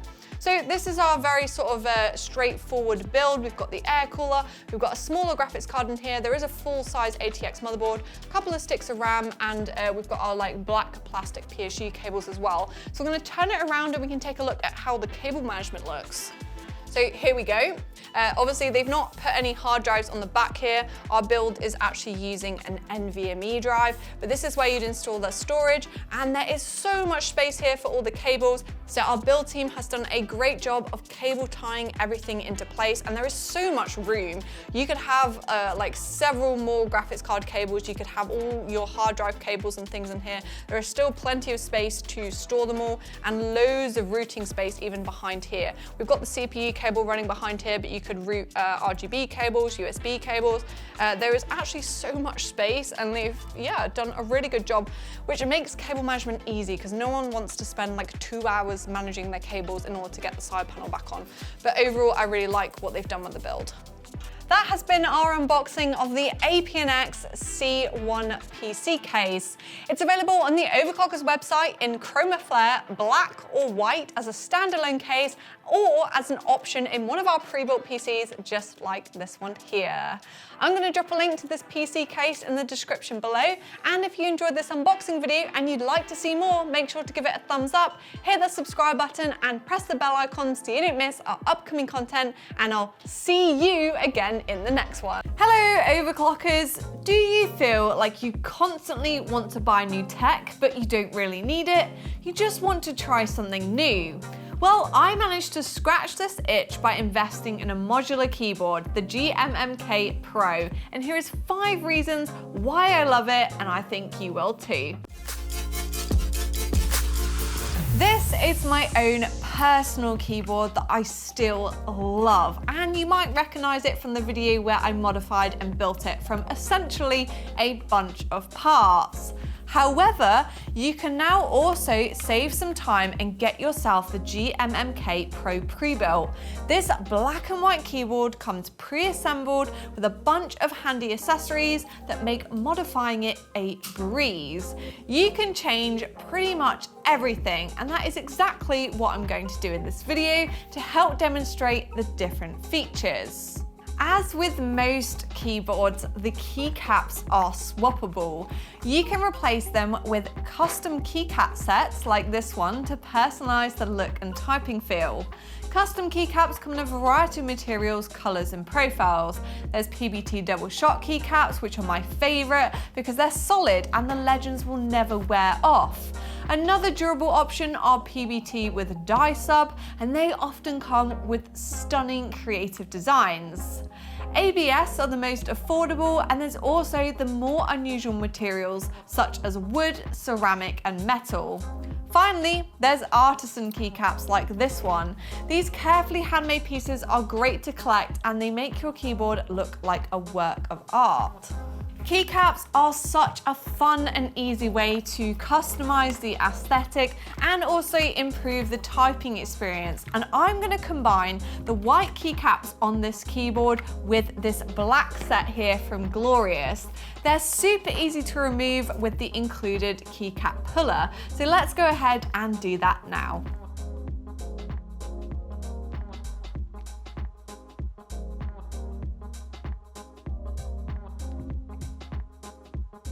Now the keycaps are out of the way, we have revealed the hot swappable PCB. This means you can try out the latest switches that could be linear, tactile, clicky. There's so many different brands, sounds, and feels. It's easy to switch them out with no soldering required, and most switch types are going to be compatible. The GMMK Pro pre-built comes pre-equipped with Glorious Fox linear switches, these red ones here, and they sound like this.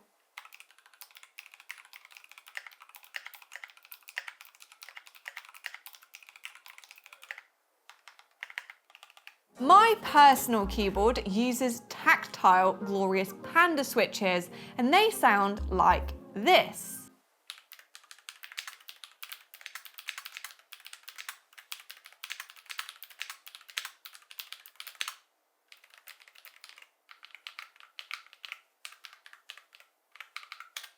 In this video, I'm going to take things to another level with these super clicky, tactile, Glorious Raptor switches.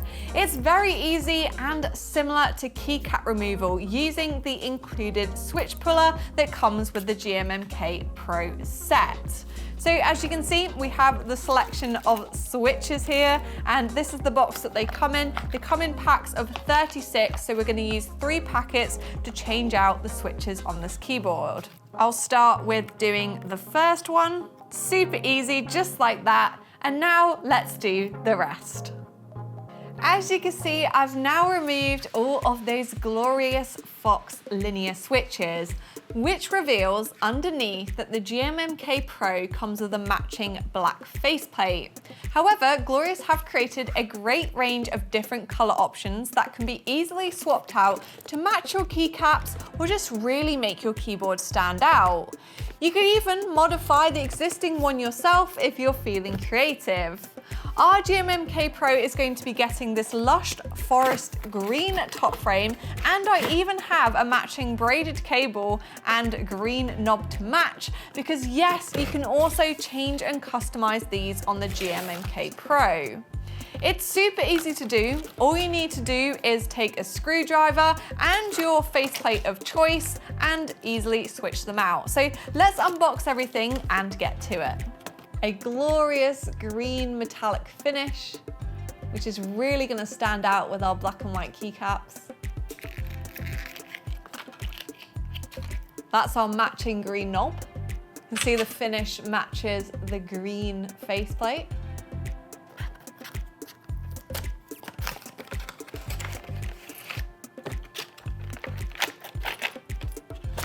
And finally, a forest green braided cable.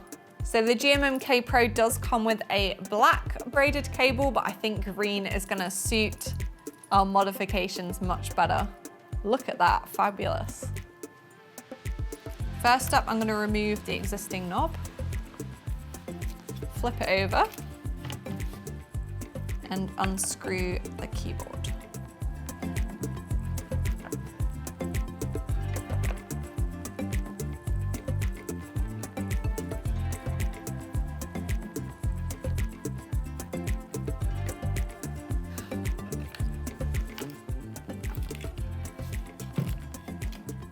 While our keyboard is in pieces, you can see that a modular keyboard like the GMMK Pro has a backplate, this part here underneath the keys.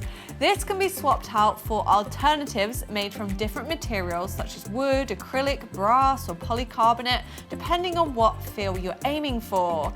It alters the keyboard sound profile and also the aesthetics to better suit your preferences.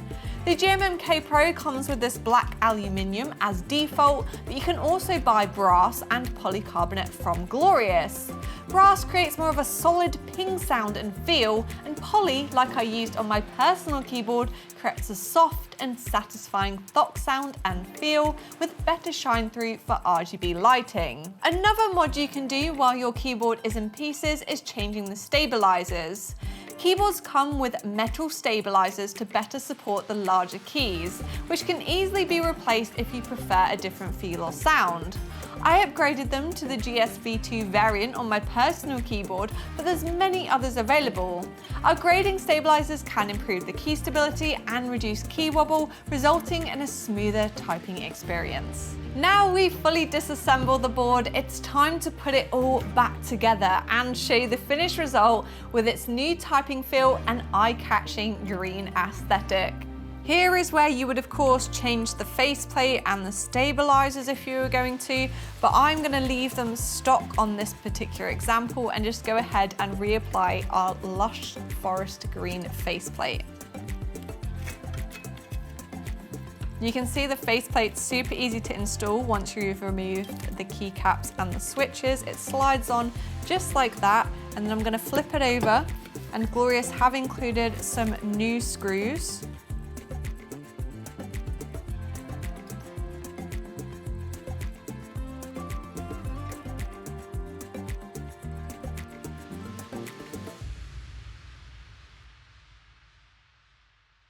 That's all 8 screws reinstalled. I'll flip it back over and quickly push on the matching knob. Now it's time to reinsert the switches. Of course, we're going from Fox Linear to Raptor Green.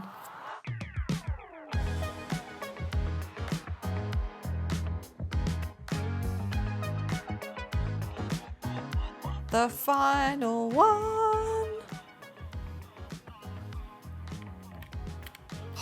Here it is with all of those glorious Raptor switches installed. I love the lime green look of the switches with the lush forest green backplate. That just looks absolutely glorious. Let's see how it looks with our glorious green braided cable. What a wonderful green color. Now let's install those keycaps. I'm going to use a mixture of black and white keycaps, and I found an image of what I want it to look like. So let's go ahead and do that now. Here it is, our finished GMMK Pro keyboard. I absolutely love the finished result with the eye-catching green aesthetic and the white and charcoal grey keycaps. Do let me know what you think of the finished design in the comments below. There are so many different features to change on a modular keyboard like the GMMK Pro. You can get creative, there's always something new to try with unlimited researching, building and upgrading. I love mine and I think you guys will love one too if you happen to invest in one. All the parts and the keyboard itself are of course available on the Overclockers UK website, and I think we should end the video with a nice type test of the Raptor switches on the brand new design.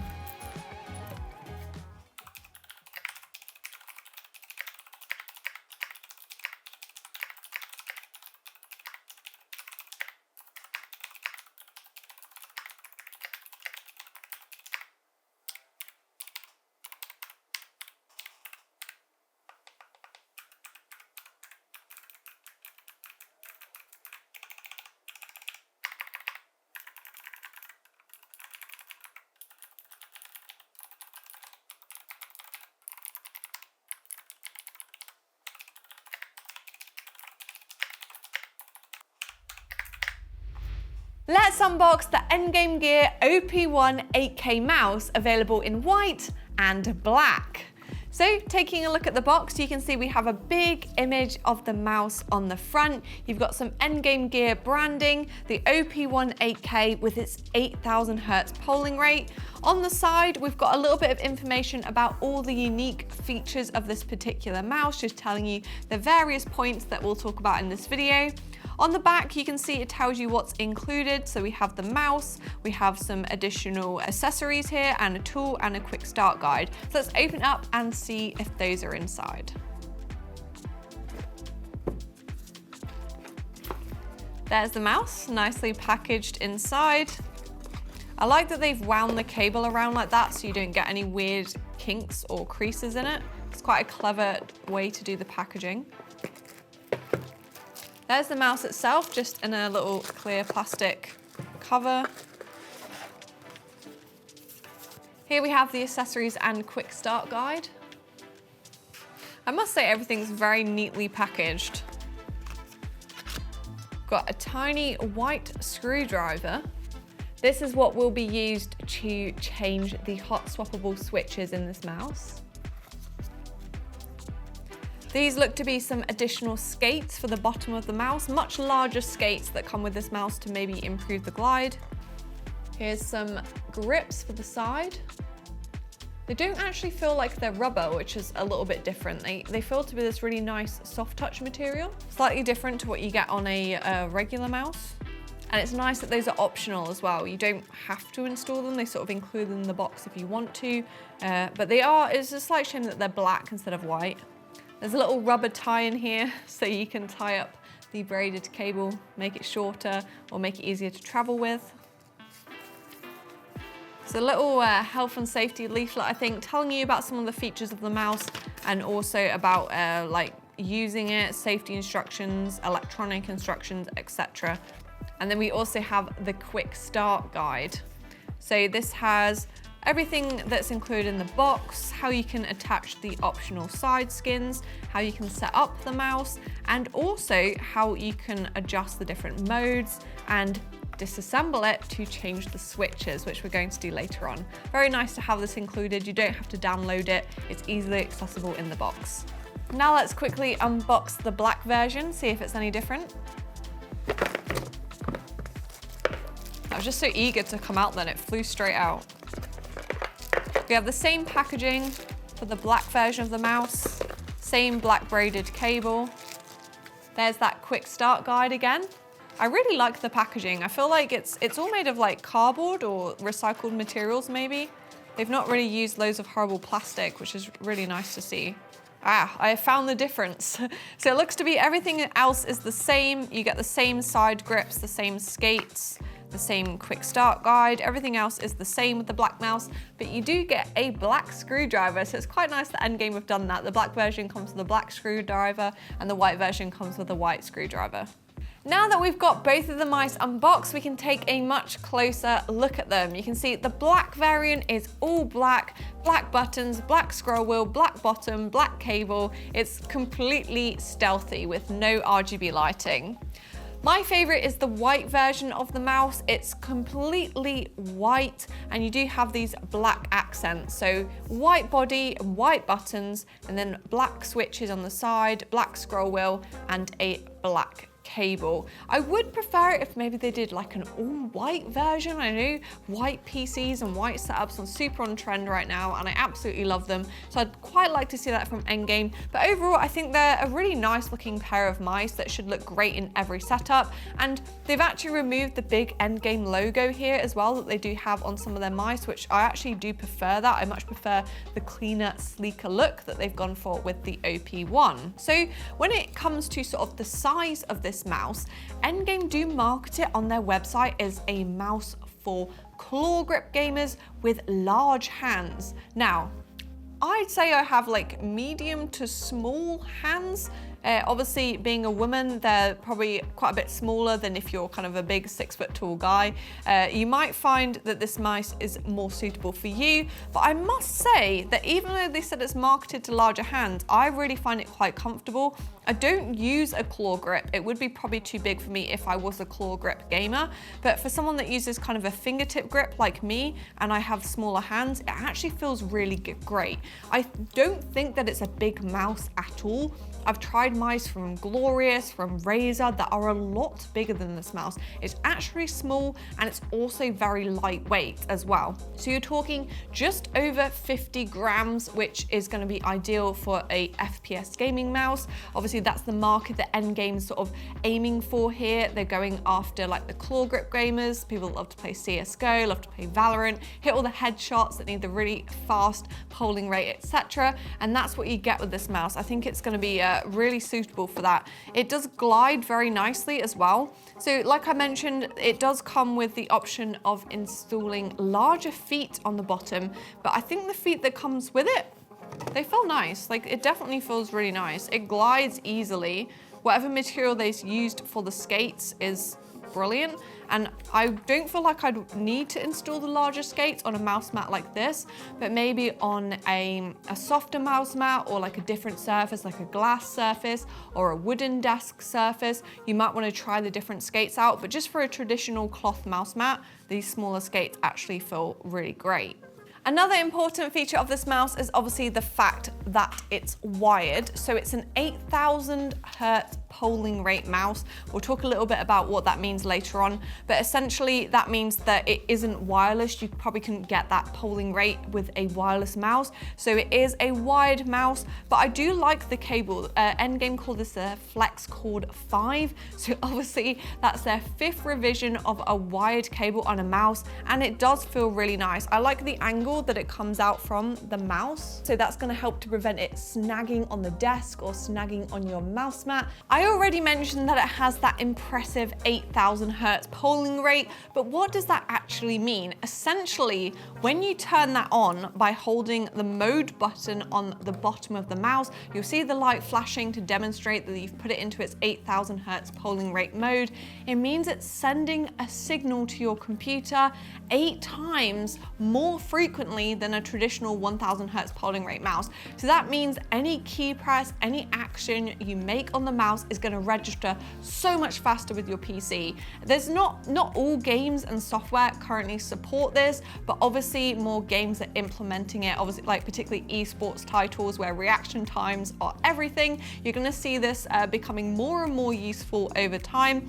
This mouse also uses a Pixar PAW3395 sensor that has a 26,000 CPI, 50G of acceleration, and a 650 IPS tracking speed. Essentially, it is a brilliant sensor. I mean, you've got 8,000 hertz polling rate, you're going to want a really good sensor to go with it, and that is a very accurate sensor with an extremely high CPI if you wanted to set it to that. You can, of course, change it all in the software. There's different profiles, different CPI you can adjust with this mouse. Moving on to a couple of the final features of this mouse, and that's kind of how it feels and what it's like to use. So I will give the scroll wheel a little test.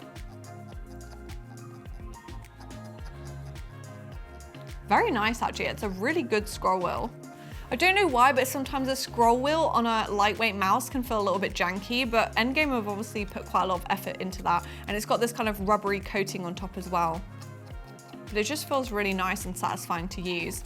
You've also on the side here got a couple of buttons. So these are obviously, if you're a right-handed user, I think this mouse, you probably could use it left-handed as well, but it's obviously designed for people that are right-handed, where you can use your thumb to actuate those 2 buttons while you're browsing the web, or use the button mapping in the software to adjust it for your particular game. Now, the last pair of buttons on this mouse, obviously the left click and the right click. By default, it uses the Kale GX switches. They have a short travel distance, a nice crisp actuation point, and they feel really spammable. So, you know, you can just keep hitting that fire button. But they are changeable, which I think is really, really cool. I don't know if this is like a crazy new feature on a mouse or it's been around for a while. It's something I've not seen before or played with before, so I'm actually really excited to try it out. But essentially, for just £18, you can buy yourself this little packet here, It is from Endgame Gear. They call it the Endgame Gear OP1 Universal Switch Pack. You get 2 PCBs and 14 switches. So that's 7 pairs of switches that you can try on your mouse to find your favorite type. And I really want to try these out, so we're going to get our little screwdriver out and take this mouse apart and see how easy it is to change them out.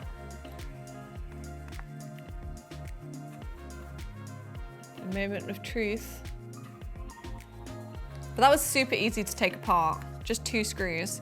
Now you can see that we have the switches and where they're attached to the PCB. So we just need to unplug those. Yay. That took a little bit of wiggling to get undone, but I managed to get there in the end. So that's the 2 switches undone. And then there is a couple more screws. Now I can remove the KLGX switches. So these switches are actually soldered onto the PCB. So the whole thing comes out in one piece once they're unplugged and unscrewed. You can see the pair of them there. Put those to one side and let's rip our packet open. See what we get. So these are, I guess, hot swappable. So the switches themselves aren't actually soldered to them. You can plug in any of these different switch options, so we can try many different options.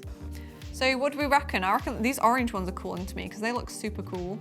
In a way, it's strange that a manufacturer put effort into the way a switch looks that you're never going to see, but I like that about them, so I'm going to try these ones first.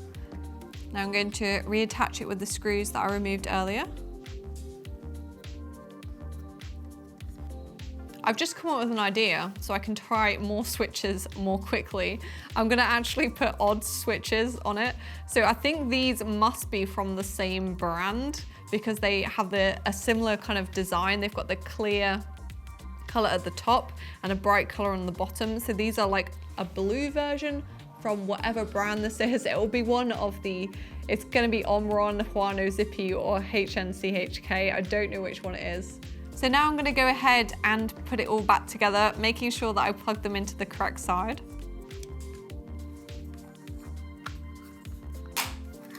Let's have a little feel. I know I've not put the screws in yet, but I just wanna see how it feels. Oh. The high-pitched one definitely has like a lighter actuation force. The other one requires a bit of a firmer click to press. I know this sounds a little bit silly, but I'm genuinely surprised at how different they feel. I wasn't maybe expecting there to be that much difference. So I'd actually really recommend trying out different switch types. This is actually quite cool because it really changes how the mouse feels. Brilliant, let's try some more. While I was installing these other switches, I did notice that some of them actually do have written on them what they are in very, very tiny writing. So in the left-hand side, I've installed some Omrons, which look to have like an orange actuator. And then I've installed some Huano, which kind of look like a Noctua color. They're a brown and cream with like a yellow actuator in the right-hand side. So I'm just gonna pop the mouse back together.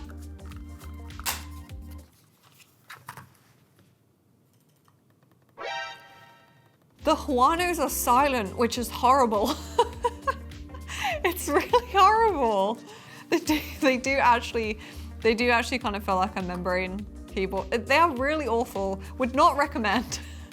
Yes, what's so nice about this mouse is that you can play around with it. You can try different switches. You can find out which ones you think are gross and which ones you think are really nice. And I love that. I love to play around with things. Ever since I had like a modular keyboard, I love trying different switches and different keycaps and just taking apart tech like this that's meant to be taken apart. You know you're not going to break it. It's just really fun to play with. It's only £18 for all of these different switches, which I think is a bit of a bargain really. You can try them all out. So I think the Endgame Gear OP1 8K is brilliant. I actually really like it, even though I'm not really an FPS gamer. I love the shape of it. I love the texture. It's got this like soft matte finish to it. I love the shape. I love the size. I love the cable. I love the fact that you can take it apart and try different switch options. And it's got that massive bonus of an 8,000 Hertz polling rate at what I also think is a very, good price for a brilliant sensor and so much functionality, and Endgame Gear have really taken it to the next level when it comes to gaming mice, and the OP1 8K is probably one of the best mice I've ever tried. And I've tried a lot of mice, and I kind of want to replace my office mouse with this lovely white one here now. So yeah, that has been the Endgame Gear OP1 8K, available at Overclockers UK. Link is in the description. Hello Overclockers, my name's Briony, and in this video we're going to be taking a look at the brand new Zowie XL2586X. The name might not be catchy, but the specs are, and this might just be the perfect gaming monitor for esports players. So let's get into it. The box is very cleverly designed by Zowie for easy transport and quick assembly. It's actually more like a briefcase that can be carried using the top handle, and it's going to be ideal for competitive players who might be heading to LAN events or tournaments with their own setup. Upon opening the box, you can see it lists what the default settings are, best for CS2 and FPS. The monitor comes with a selection of cables for power in the UK and Europe, and also high-speed HDMI and display cables.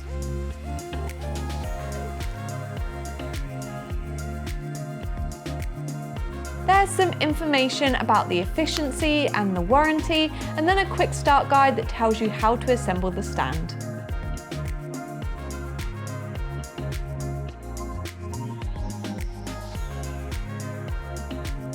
The quick start guide is easy to read and follow, with clear pictures that demonstrate the different steps. Everything comes very well packaged to prevent damage during shipping, with plenty of foam and cardboard to keep the different parts protected.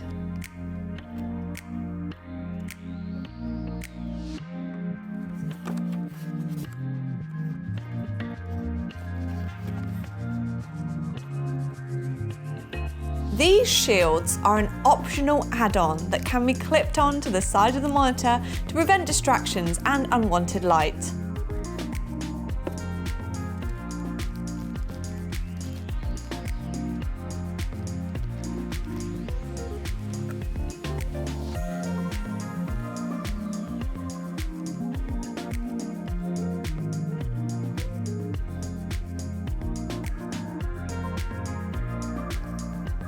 This is the handy S-Switch XS250 that allows you to save up to 3 different settings profiles and easily switch between them.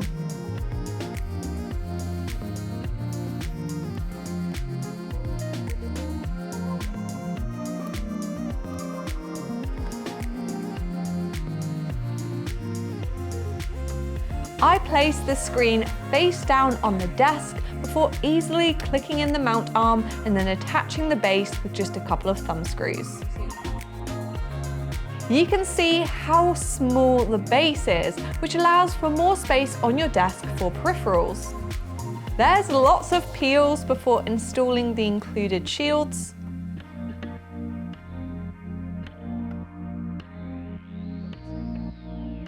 That's it! Easy and quick to assemble so you can spend more time gaming.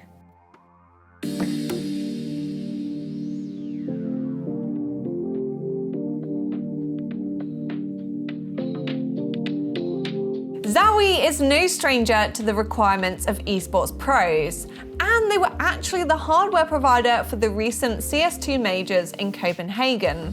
They've channeled that knowledge into this monitor for gamers that need the absolute best hardware to get that edge over an opponent, with features that provide the best overall experience for competitive FPS. That does not sound like me at all, but nonetheless, the spec list on the XL2586X has impressed me. While a lot of display manufacturers have given up on developing the TN panel, Zowie continues to use it in monitors just like this one. This is because despite its downsides, it is extremely fast, with sharp, clear images ideal for competitive play. Zowie has some excellent videos that demonstrate the minimal ghosting with zero crosstalk and incredible sharpness, which is further enhanced by their new DIAC 2 backlight technology. Motion blur is pretty much completely eliminated, which helps you to see the position of a target more clearly when everything is moving incredibly fast in the heat of battle. This technology pairs perfectly with the 540Hz refresh rate and 1080p resolution, which means you can see up to a super smooth 540 FPS if your PC can power it and the game supports it. TN panels are known for looking a tad washed out with muted colours, but Zowie have attempted to fix this with new vivid colour film. This supposedly improves the colour performance by around 35%. It doesn't look like an OLED, but it is a lot better than a regular TN panel, and it's going to help you distinguish different colours more easily, and you can see this in our red wallpaper. There's also a built-in preset color mode, and you can switch to FPS 1 for CS2, FPS 2 for Valorant, and FPS 3 for Apex Legends.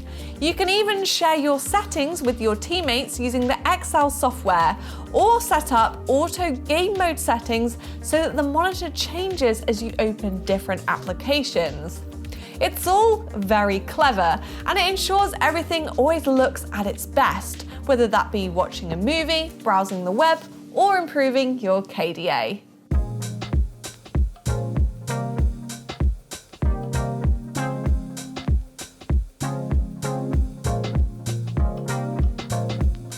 The XL2586X is all about the panel and performance, but that doesn't mean that Zowie hasn't considered the other features. Its 24-inch size is perfect for compact spaces and ensuring you have everything in your line of sight. It's also more suitable to a 1080p resolution. The new monitor stand is smaller to make space for your peripherals, and it looks sleek on your desk and incorporates industrial-grade bearings into the height adjustment mechanism, which makes it easier and smoother to adjust the height, also the tilt and the swivel. It looks simple, black and purposeful with a robust design that makes it ideal for transporting to tournaments and LAN events. There's even a handy grip on the top of the stand. The shielding hood is there to keep you focused and prevent glare from the surrounding lights. Connectivity on the back is easy to access with 3 HDMI 2.1, a DisplayPort 1.4 and headphone jack, plus this handy headphone holder, and also a clip here to keep all your cables in place. Obviously, Zowie have designed this monitor here for a very small market of gamers, but that does mean that it is the ultimate tool for those in that niche. If you play FPS titles such as CS2, Valorant and Apex Legends, and you're looking for that competitive edge, then the XL2586X is the one to have. You will need to ensure you have a powerful PC to display 540 FPS with Windows 11 and the latest hardware, but I can't think of a better way to play FPS competitively. However, you will have no excuse for missing that shot. As with many high-end products, the only real downside is the price, but if you want to invest in one of the best FPS monitors available, you can check it out right now on the Overclockers UK website. To see more product videos, make sure to hit that subscribe button now and leave me a comment below letting me know what you think of this brand new monitor from Zowie. Damn boy, you thicker than a bowl of oatmeal. Hey, I'm Rob, I'm a certified Hyte simp, and this is the Hyte Thick with 2 C's AIO. Straight off the bat, this thing is an absolute unit. I'm in awe at the size of this lad. Thick. Let's, you got a rip for thick. I kind of like this. It's really cool packaging because you get an experience. It's not like you can't open it nicely, you gotta do one of them. We don't need those. Get them out of here. So this is Hyte's first AIO, and that was an absolute weighty unit then. That was very heavy. It's a bit of a chonker, but for good reason. This thing is gonna absolutely remove all thermals. So it's an absolutely weighty unit. It weighs quite a bit. Obviously designed for Hyte cases, you know, the Y60, Y70, Y40. It does fit in all three of those. So straight off the bat, this thing is the perfect companion for your Hyte case. Absolute unit of machine. I know I've said that a couple times now, but it just is. Ooh, some satisfying when I'm unwrapping there. Pretty satisfying. Get that out of the way. So on this thing, there is a 5-inch LCD screen which swivels, which is really cool. We'll get into that in a few minutes. That's the nice pre-applied thermal paste for you there. Show you a nice picture. Always nice, because my thermal paste applications previously have been known as excessive, a waste of money, and damaging to the economy. So there's your nice big screen. It tilts both directions, which I don't think I've seen anyone do that yet in AIOs. Pretty cool, because if you know you've got your case on an angle or on a side, you can tilt it towards you, so you can see the time, you can see your temps, whatever you're gonna put on there, whatever you wanna have cool on there. So if you've lost an iPod Touch, I think I might have found it. This is a 780 by 1280 5-inch display. You can put your GIFs on here, you can put videos in here, obviously you can put stats on here. Favorite part about it though, if we swivel around, on the back of the dual hinge display is 42 QRGB LEDs. So it's a nice bit of RGB on this. You can have whatever colors you want. Maybe go for like a bright pink on our setup. Cables are absolutely yucky, as we all know. So this thing has been designed with as few of them as possible in mind. So straight out of the box, all pre-done, all pre-ready to go, pretty much, other than just a few little things we got to put on. It's compatible with both AMD and Intel CPUs, so you got choice for both of those. 240mm small and 52mm thick. This absolute ginormous heat exchanger it's a statement piece, let's be honest. It's gonna take a big part of your case, but I kinda like it. In the pictures we've seen from Hyte pre-installed in their cases, again, it does take up quite a bit, but it looks good. It's a very much I care about my temps, but I also wanna look pretty. Let's get real, this is a pretty hefty AIO. At 240mm small and 52mm thick, it's gonna take a bit of noticing in your case. Let's leave it at that.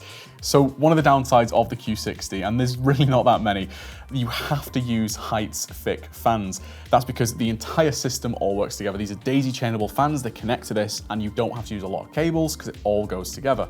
Now, obviously that means that there's no RGB version at the minute of these fans. But you have got the RGB on the back of the screen, there's RGB on this Hyte symbol here, and I think it works quite well without it. You know, it's quite a statement piece as it is, the white and the black, the two-tone sort of design. More than that, in Hyte cases, you know, they've all been designed quite well to fit in that little front pocket, looks really cool.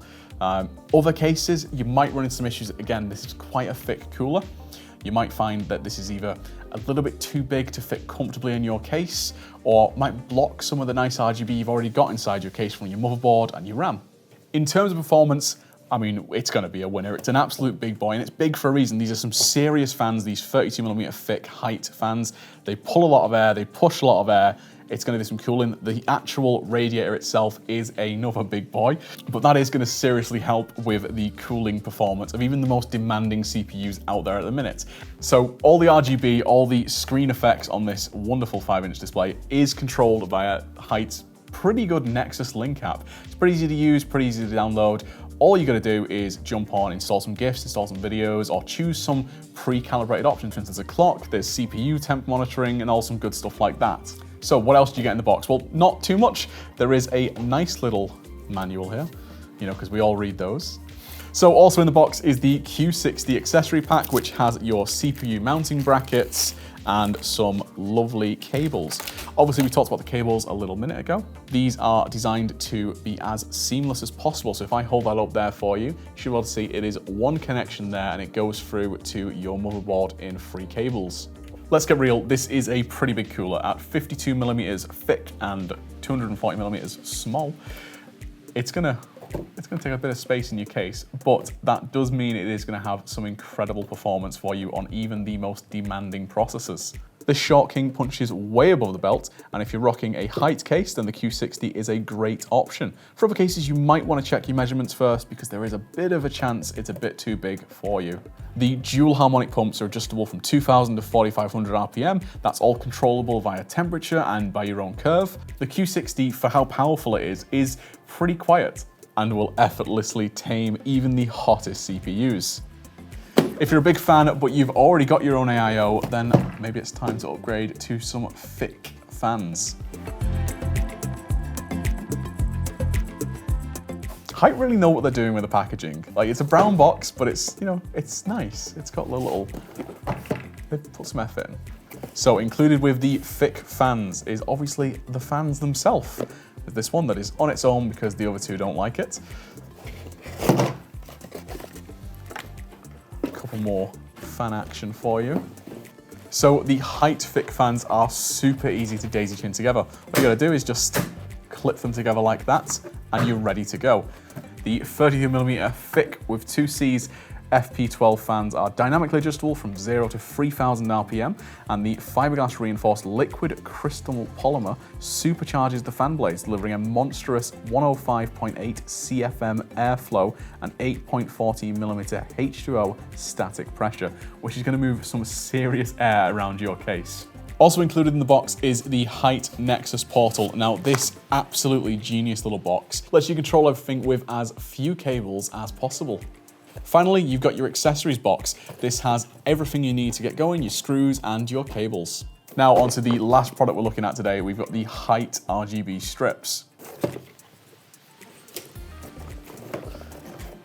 It's actually a really pretty box. I kind of like that. It's kind of like fireworks going off. Let's have a look at this. Again, with the super clean, like very minimalist looking box, but it's got the nice little design on it. It's not just a plain cardboard box, if you get what I'm saying. Got the wonderful little logo.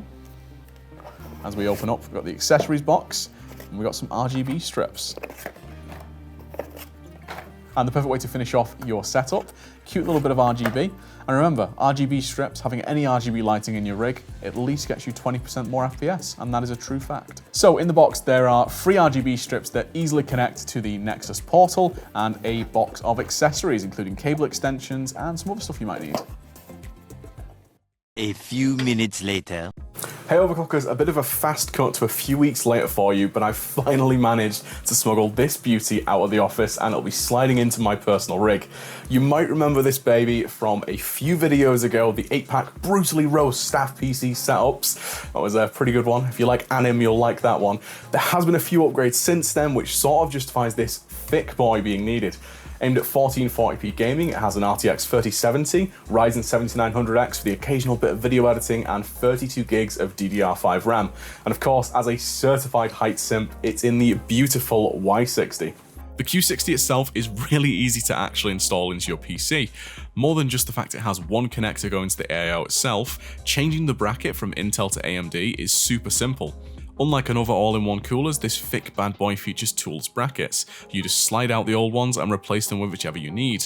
In addition to the weather, temperatures from almost every single piece of hardware on your rig, what you're currently listening to, and more, you can put just about whatever you want on the screen itself, including GIFs and videos. There's even the option to have a playlist of content changing at set intervals. Hyte promises there's additional features coming soon as well, with a teased app focus mode designed to automatically change the face of your cooler depending on what you're doing. So what do you reckon to the Hyte Q60? It certainly is a thick boy. The thick fans as well, and those cute RGB strips. If you're going to pick them up, make sure to let us know in the comments, and don't forget to like and subscribe. See you next time. Let's unbox the Ducky 1.3 in eye-catching gossamer pink. You can see that with the rest of the 1.3 keyboards, it does come in this really nice package. We've got black, and then chrome pink 1.3, and then the Ducky logo, and then like this big Ducky One logo on the front here.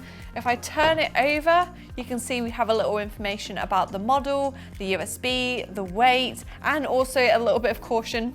Do not put liquids in your keyboards, people. And it also tells you about the Cherry MX switches as well. So let's open it up.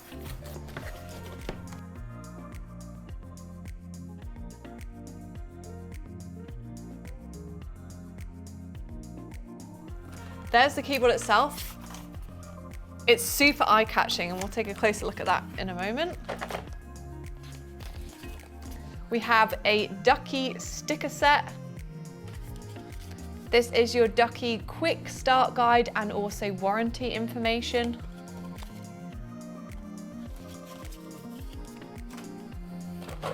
Got the 1.3 logo once again. Lifting this up, we get a braided cable. This looks to be a white braided cable to match the keyboard. Very nice. This is a switch puller because the switches are actually hot swappable on the 1.3 keyboards. We've got a matching pink keycap puller. It's a tiny little detail, but I really like that Ducky has matched that to the color of the keyboard. And then finally, the most exciting part of the box, we have a couple of additional keycaps. So we've got the year of the dragon spacebar. This will be different depending on what Ducky keyboard you get. It is completely random. It just so happens the one that we've unboxed has the year of the dragon, which I think looks very, very cool. And then we have matching pink keycaps in that wonderful hot pink and pastel pink color. So you can change out the enter key or the backspace keys, just so you can kind of customize the keyboard a bit more to your tastes. Now, I think this keyboard is absolutely stunning. I'm actually not really much of like a pink kind of girl, but I love the pastel pink and the hot pink and the white chassis of this keyboard. It really brings out like that spring blossom, like really cute, like very well done. It's not like too over the top. I think it's gonna look great if you're aiming for that beautiful pastel pink setup. So the keyboard that we have here is the full size variant, but you can also get it in a 10 keyless 80%. So obviously you kind of lose the num keys and these keys move over slightly. So if you want a more compact version of this keyboard, you can also get it as well, which I think is really nice. So the keycaps themselves, you do get double shot PBT keycaps on this keyboard. I can demonstrate this by removing one using our matching pink keycap puller.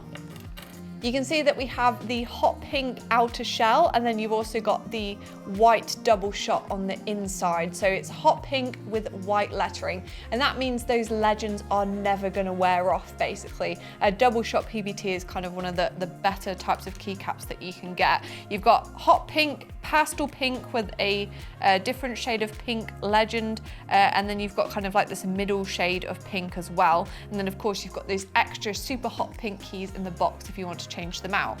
Also, this keyboard, all the Ducky 1.3 keyboards actually are hot swappable. So our particular version that we've unboxed comes with Cherry MX brown switches. You can also have blues, reds, silent reds, and speed silvers. There is a wide range of options available pre-built, but you can also swap them out yourself. So the PCB is hot swappable. All you need to do is use the switch puller that comes with the keyboard, and you can easily remove them.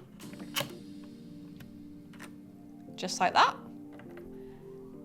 You just remove all the keycaps, remove all the switches, and you can change them out to whatever switch you want, like Kale, Gatoron, Glorious. There's so many available on the Overclockers website or just the web in general. There is a switch type for everyone. Everything from like bargain basement, or you can go crazy and you can spend like a couple of dollars per switch if you wanted to.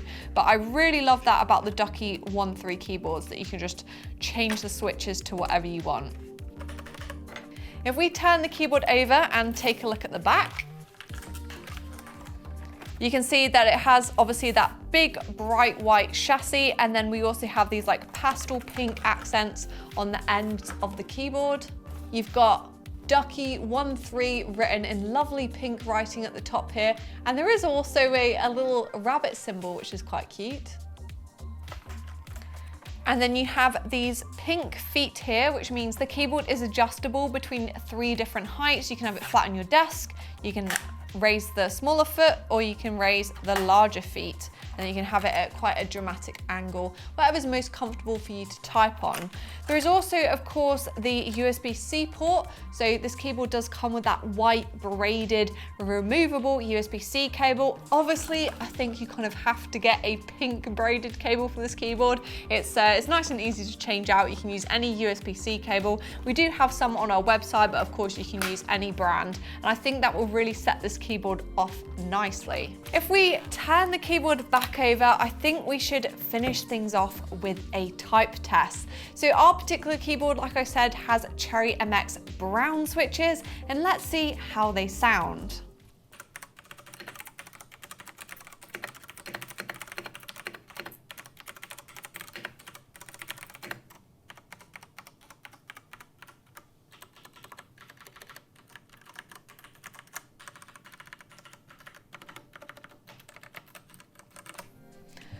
absolutely fantastic. I love Cherry MX brown switches. I think they're a real classic and they are brilliant to type on, and they do sound really good in this 1.3 keyboard.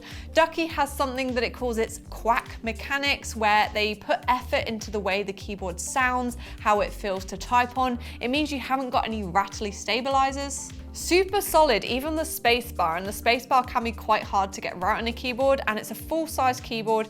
All the typing and the feel is consistent across the entire chassis, and I just love how it feels to type on. Obviously a keyboard, the main feature is how it feels to type on, and yeah, you get that with this particular keyboard. Of course, the main thing is that it looks amazing. One thing I will mention is that unfortunately it doesn't come with any sort of lighting. They are relying on just the fact that it's white and pink and it looks fabulous how it is. You probably don't really need lighting on this keyboard, but it's definitely something worth considering if you're looking at it. And that has been the Ducky 1.3 in fabulous gossamer pink, available on the Overclockers UK website, and we will of course drop a link below. Let's unbox the Ducky Vanillo Maya Pro keyboard.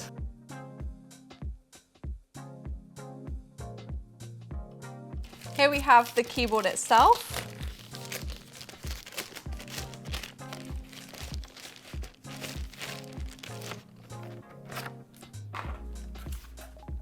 Really lovely. We'll take a closer look at that later.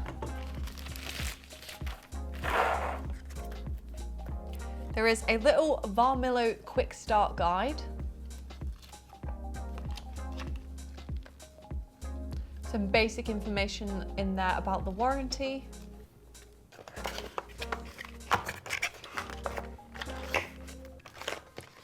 Underneath here we have a keycap puller.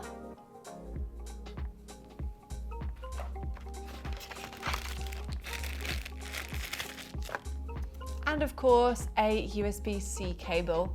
This one is made of black plastic with a black Velcro strap. So here it is, the Ducky and Vanillo Maya Pro.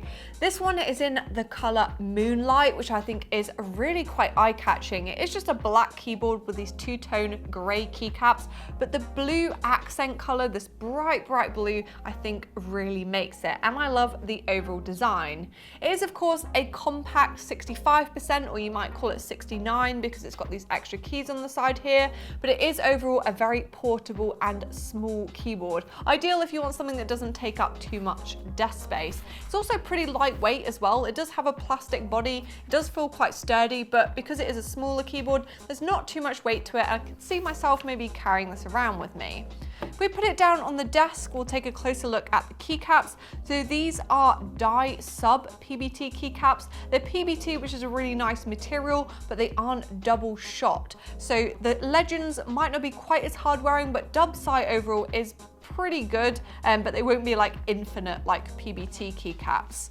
So I really like the front of this keyboard. I think the design is nice, and it does also have a little bit of lighting as well. So we'll plug that in and see it later on. It does just light up white, and there's only a couple of different options when it comes to the white lighting, but obviously that kind of adds to the overall moonlight aesthetic. If we flip it over and take a look at the back, you can see that it has just this plain black plastic back. You do have a metal plate on the back here that tells you what the model number is and the serial number, and that it's Ducky and Vanillo Maya, of course. And there are these height adjustable feet, so you can either have it flat on your desk or you can lift this one up and you can have it at a slight angle. And these do have little rubber feet as well, so it should grip. Yes, grips rather nicely on the desk. I do quite like that at an angle. It feels a little bit more comfortable to me. Here it is, plug in and lit up. You can see that it has this nice white backlight, and I guess that's why it's called the Moonlight Edition. You can of course change it between a couple of different effects as well. You've got this one, which is static or function arrow key, and there is also a breathing mode as well. And you can also of course change the brightness of that. I think this is currently set to max brightness, but if you want, you can turn it down, or you can even turn it off if you're not a big fan. So moving on to the kind of type test and the switches available on this keyboard, Our particular example has Cherry MX blue switches, but you can also get it in red, silent red, brown, and blue. So there is a wide range of different switch options depending on what your personal preference is. But like I said, ours has Cherry MX blues, and I'm now going to do a little type test to see how it sounds.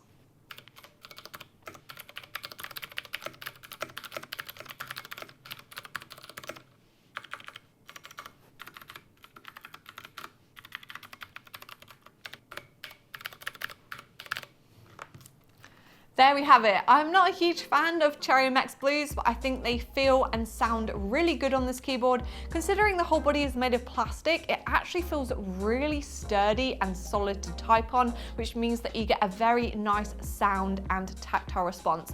And the key press is consistent across the entire keyboard. And also, those stabilizers do sound pretty good as well, which is quite hard to get right on particularly a more affordable keyboard. So overall, I think a really good keyboard from Ducky and Vanillo. They are big names in the market for a reason, and this compact, more affordable option is going to be perfect. So you can get the Ducky and Vanillo Maya Pro on the Overclockers UK website, and we'll of course put a link to that in the description below. Let's unbox the Ducky Feather mouse, available in 3 different switch types. I'm gonna unbox them and then compare them.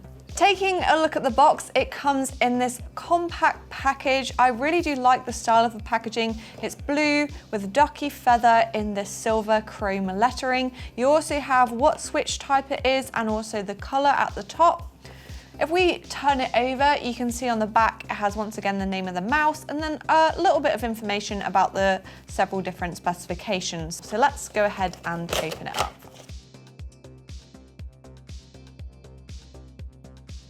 We'll start off with the accessories. So these are going to be some larger Kevlar feet that go on the bottom of the mouse, nicely packaged in that clear packaging.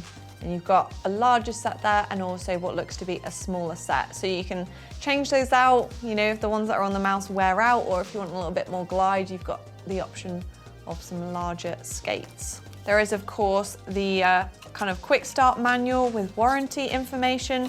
So it looks like they've got the warranty policy on there, the repair policy, how you can contact Ducky, and then the same thing just in another language. Now we can open the mouse itself. There we go, and there it is. It comes with a bit of Velcro on the cable. There's a nice peel here. Should we do a slow motion peel? Satisfying. Now that we've got the Ducky Feather unboxed, I've gone ahead and plugged it in so you can see the RGB lighting effects. And I think that means that we should start off with the appearance of this mouse. So like it says on the box, it is a black and white mouse. So whether you've got a black setup or a white setup, it should suit your other components.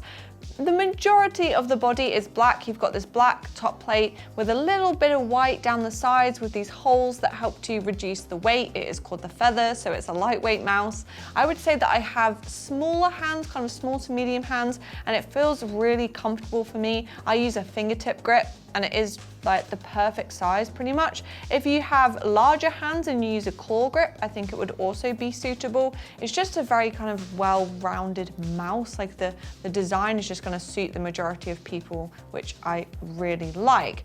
So the mouse itself, they say it's like a lightweight mouse. It does weigh 65 grams, which means there are lighter mice out there. You can get mice under 60 grams now, which I would consider to be a true lightweight mouse. But at 65 grams, it feels natural. It's very well balanced. Kind of if you hold it in the center, you can see it's not weighted in one particular direction, and it does actually feel really quite nice to use. So my overall first impressions are really, really good.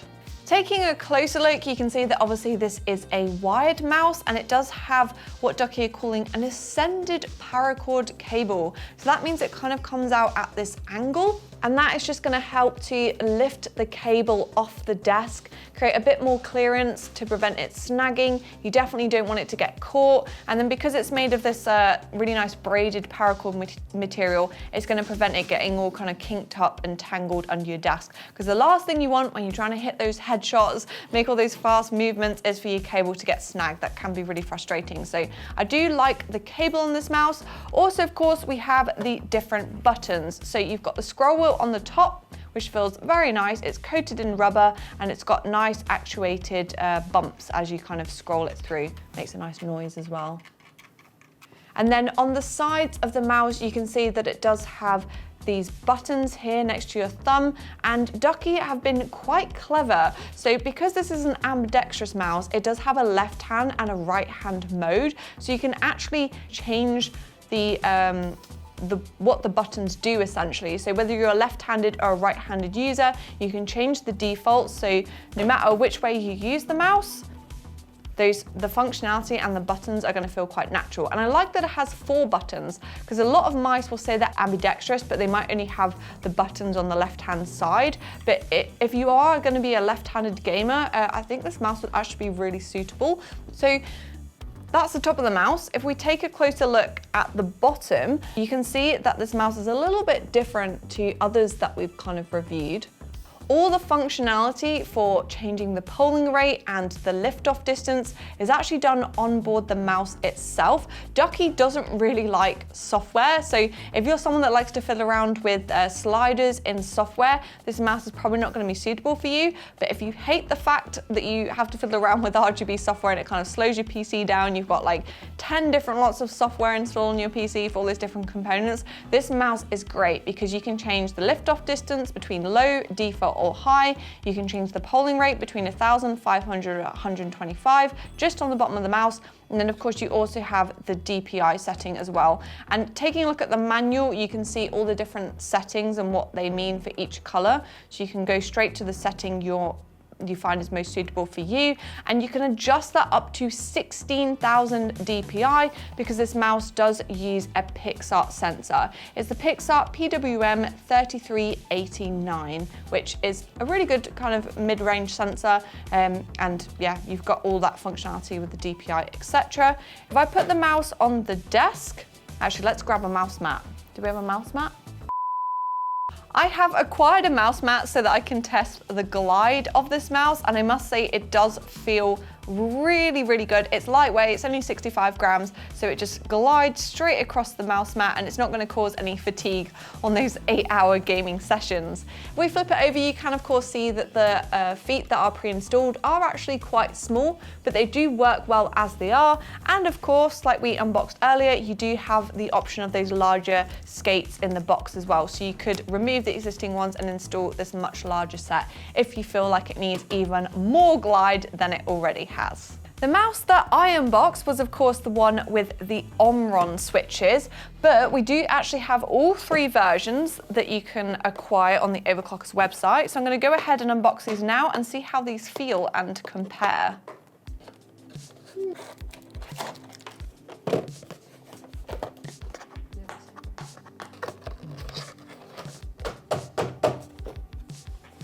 So while I was actually unboxing the others as well, I did discover they do actually come with a kind of colored quick start guide, which tells you the different DPI. You can see the different lighting colors match up to the different DPI settings. You can adjust between 400, 800, 1600, 3200, 6400, 12,000 and 16,000.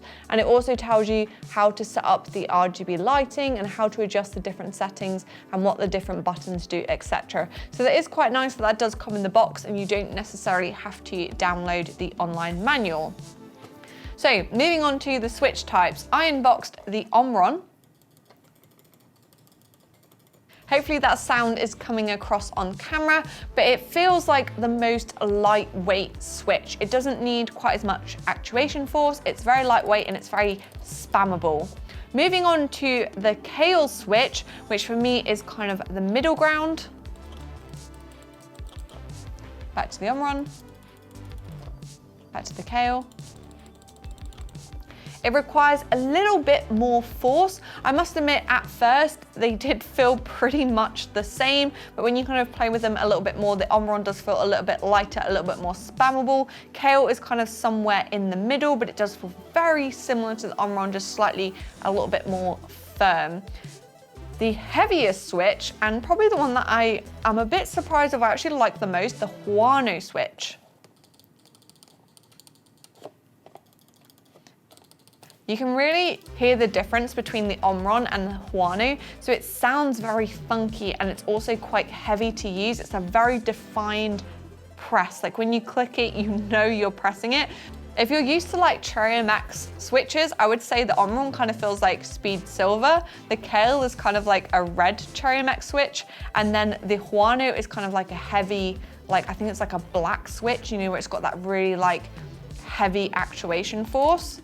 So to summarize the Ducky Feather, you have RGB lighting, which you can change between different settings using the DPI and the button on the side of the mouse. So you can go with this crazy rainbow color, or Ducky have a whole host of different options for you to adjust the lighting. You have the Pixar PWM sensor with up to 16,000 DPI, which is going to be ideal for gaming, but you can of course also change the DPI between different settings. You also got switches on the bottom for the lift-off distance and the polling rate, and there is no software. So if you hate having to install software for your peripherals and components, the Ducky Feather is going to be perfect for that. The mouse overall, it's ambidextrous, so if you're left-handed or right-handed, it's going to be a really good option. And I like that Ducky have included left-handed and right-handed modes. So for people that are right-handed, you have so much choice when it comes to gaming mice. But for people that are left-handed, then I think the Ducky Feather is really worth looking at because it has a lot of features that you might not find in other left-handed or ambidextrous mice. It is of course lightweight at 65 grams. It's not the most lightweight mouse available on the market, but it does feel very well balanced. It's kind of somewhere in that mid-range, and I think Ducky of kind of 65 grams, it's definitely a good weight for a mouse. And I do find it to be comfortable for my kind of small to medium hands, but I think also if you use a claw grip, it would also be suitable for people with larger hands. Best of all, it is on offer right now on the Overclockers UK website while stocks last, so you can get it for a great price. It is a more affordable gaming mouse, of course, because it is wired with that nice paracord. You're not kind of paying extra for wireless technology. Let's unbox the Project D Tinker Fallout Nuka-Cola edition. So let's start off by taking a look at the design of the box. Obviously they've gone for this red and kind of golden yellow theme. You've got the Nuka-Cola logo and then a little bit of like space theme, and of course the big Nuka-Cola mascot on the front. If we flip it over to the back, you've got a little bit more information about the model of the keyboard, the USB, the weight, the power, the dimensions. There's also the switch type there as well. It uses the new Cherry MX 2A switches, and then of course a little bit more branding. Now let's open it up.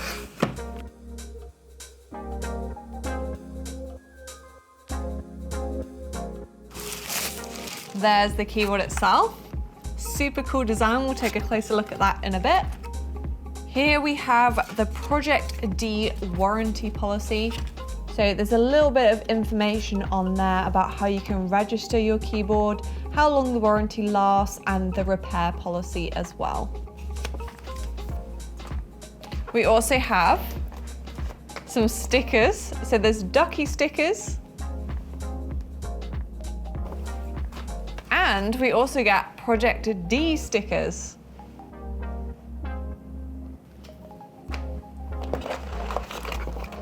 Lift this up. There is a braided cable, braided USB-C cable, and that's white. Matches the rest of the keyboard nicely. You've even got a little red cable tie on there as well.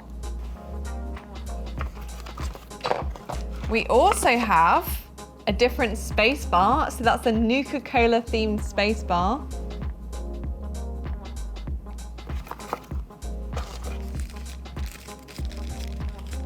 And then this looks to be a switch puller. It's got Project D written on there. Of course, this is a hot swappable keyboard, so you can remove those switches. You get some additional keycaps. So there is 6 additional keycaps, 1 for each of the different Nuka-Cola flavors, which is a really cool addition. They've done them in this really cool cartoonish art style.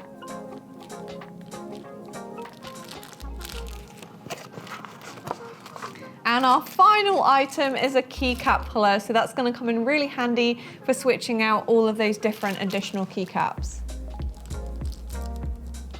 That's just in plain black and white with a little bit of Ducky branding on there as well. Now we can take a closer look at the keyboard itself. So it's based on the Ducky Project D Tinker 75, which is the 10 keyless keyboard with a UK ISO layout. And you can obviously see that it is decked out in Nuka-Cola colors. You've got this red chassis on the back, it's white, and then you also have white keycaps, yellow keycaps, and red keycaps. The white has got red lettering, the red has got yellow lettering, and the yellow has red lettering. So all of them are really legible, and it's a really standout design. If you're a Fallout fan, you love the Nuka-Cola branding, this keyboard is going to be perfect. It's obviously right on brand for Fallout. So it also actually comes with this matching mouse mat as well. You can see during the unboxing video, this has been on the desk, and this is actually included free for a limited time while stocks last. And as you can see, it matches the keyboard perfectly. Like I mentioned while I was actually doing the unboxing, it does come with some additional keycaps as well. So I do prefer this Nuka-Cola themed spacebar. So I'm just going to go ahead and switch that out now using the included keycap puller.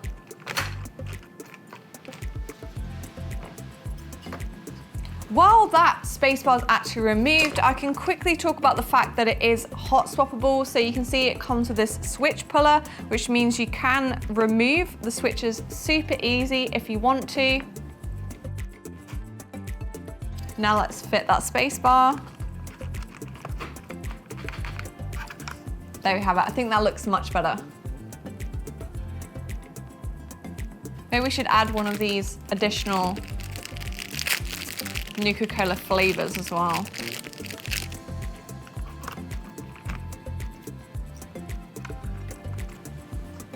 There we go. I love how customizable it is. So easy to change them out. And it's really nice that Ducky has included these additional keycaps. So I think that that looks a lot better, but I think we can probably make it look even cooler because it does of course come with customizable RGB lighting. So let's go ahead and plug it in using this very nice white braided USB-C cable.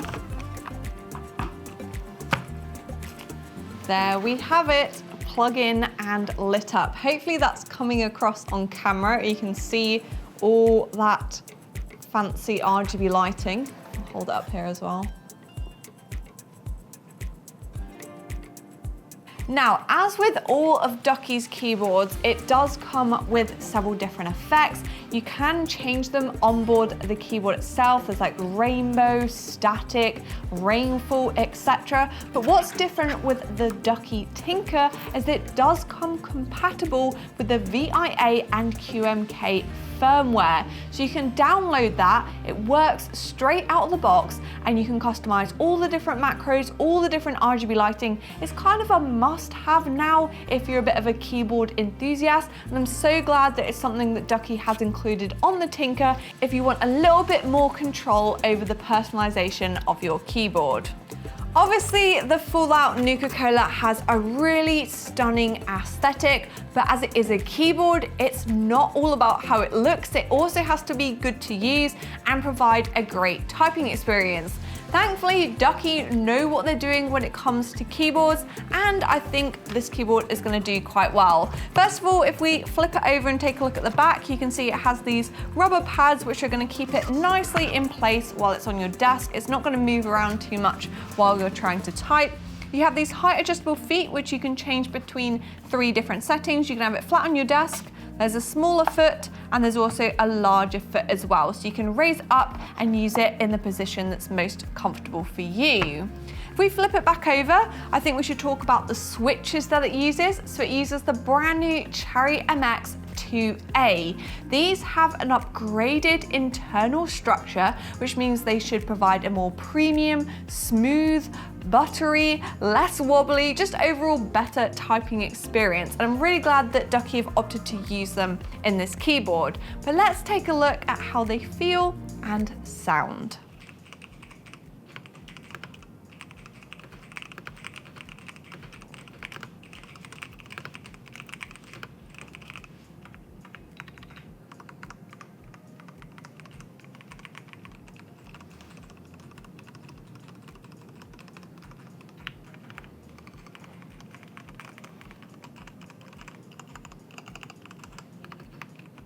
I must say I'm actually really impressed by those. So those are the Cherry MX2A red switches. I'm a really big fan of Cherry MX red and brown anyway, but I can tell that they have made a real improvement. They've kind of lost a lot of that scratchiness that you can sometimes get with Cherry MX switches. I think obviously they've been like lubed out of the box, and they do feel much better than your regular Cherry MX.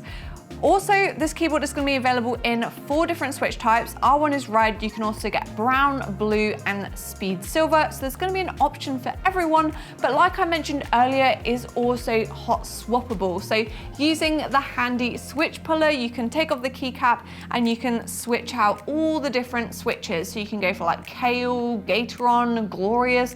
There's literally hundreds of options out there. So if you kind of get bored of the switches that your keyboard comes with, you can kind of customize it and switch up again if you want to. Overall, I think Ducky have done a good job with the typing experience. Even though this keyboard has that like plastic ABS body, it does feel pretty nice to type on. They've obviously done a good job with like the foam and the internal rubber gaskets, and I wouldn't hesitate in recommending this keyboard. I think if you're a big Fallout fan and you love the Nuka-Cola design, then you're gonna really enjoy the Ducky Project D Fallout Nuka-Cola keyboard. Let's unbox the Ducky 6108 mechanical keyboard. On the front of the box, you can see we've got the Ducky logo, the name of the keyboard, and then a little bit of graphic design in some fancy colors. Flipping it over, you've got a little bit more information about the keyboard, the fact that it's USB, how much it weighs, the dimension, etc., and that you do not want to pour liquids into your keyboard.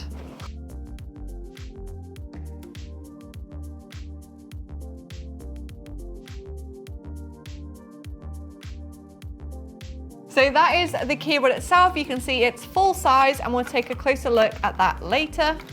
We have the Ducky warranty card, a little bit of information about where you can download the user manual. That looks to be our USB dongle. So this is a wireless keyboard, so that's what's going to be plugged into the computer to use it wirelessly.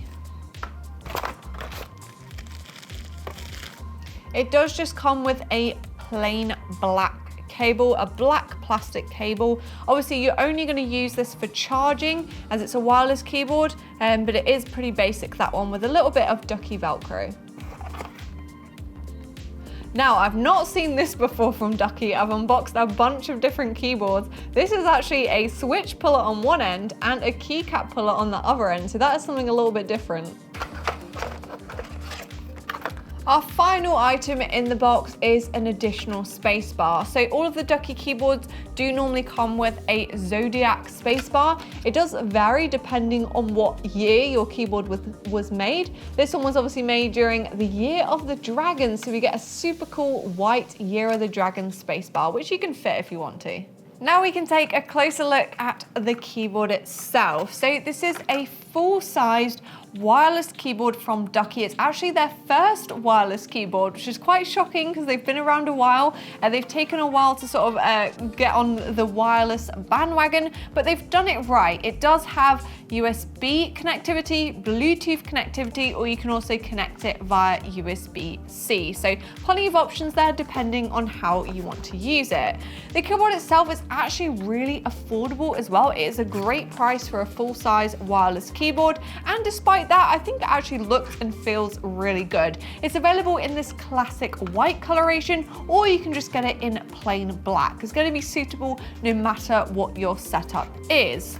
Taking a look at the front, you can see that it has an all-white chassis, all-white shine-through keycaps, and that is because it does have fully customizable RGB lighting. So I'm just going to go ahead and plug it in now so we can take a closer look. Here it is, plugged in and all lit up. You can see that it does have that kind of rainbow RGB lighting effect. Thankfully, if you're not a fan, you can actually change it between a few different modes by pressing the function and F10. And there is plenty of different RGB effects on there. Ducky is obviously, they do like their RGB lighting, and you can change it all on board the keyboard itself. Super easy to change between a bunch of different settings, and you can just also turn it off as well if you wanted to. So if we flip the keyboard over and now take a look at the back, you can see that it is also plain white on the back here. You've got a couple of different channels you can run the USB-C cable through. Next to the USB-C port is your on and off switch, so you can turn it off to save battery, turn it on while you're using it in its wireless mode. You've got feet that you can change between 3 different settings, so you can have it flat on your desk, or you can also adjust it so you've got a little bit more height with the smaller foot, or you can extend the larger foot and have it at a different angle, whatever's most comfortable for you. There's a couple of rubber feet on the bottom as well, and that combined with the quite hefty weight that it has kind of stops it moving around on your desk too much, makes it nice and steady to use. So this keyboard does use the new Cherry MX2A switches. They have an improved internal structure, which should mean a better typing experience. They're going to be smoother, less scratchy, just overall feel more premium compared to the regular Cherry MX switches. This keyboard is actually using the Cherry MX Speed Silver, but you can also get it in red, blue or brown, depending on which switch type is your favorite. I must say silver is definitely not my favorite, but I'm going to go ahead and do a type test so we can see how it sounds and feels.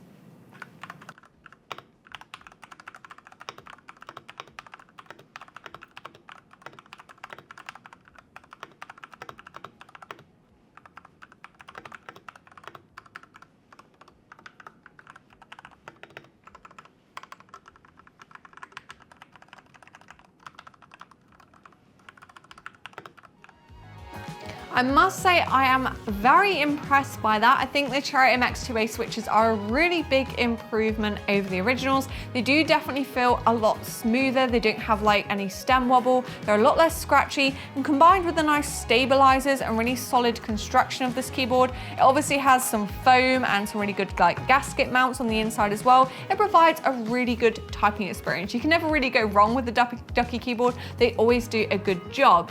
Of course, it is also hot swappable as well, so you can use the included keycap puller and then the included switch puller.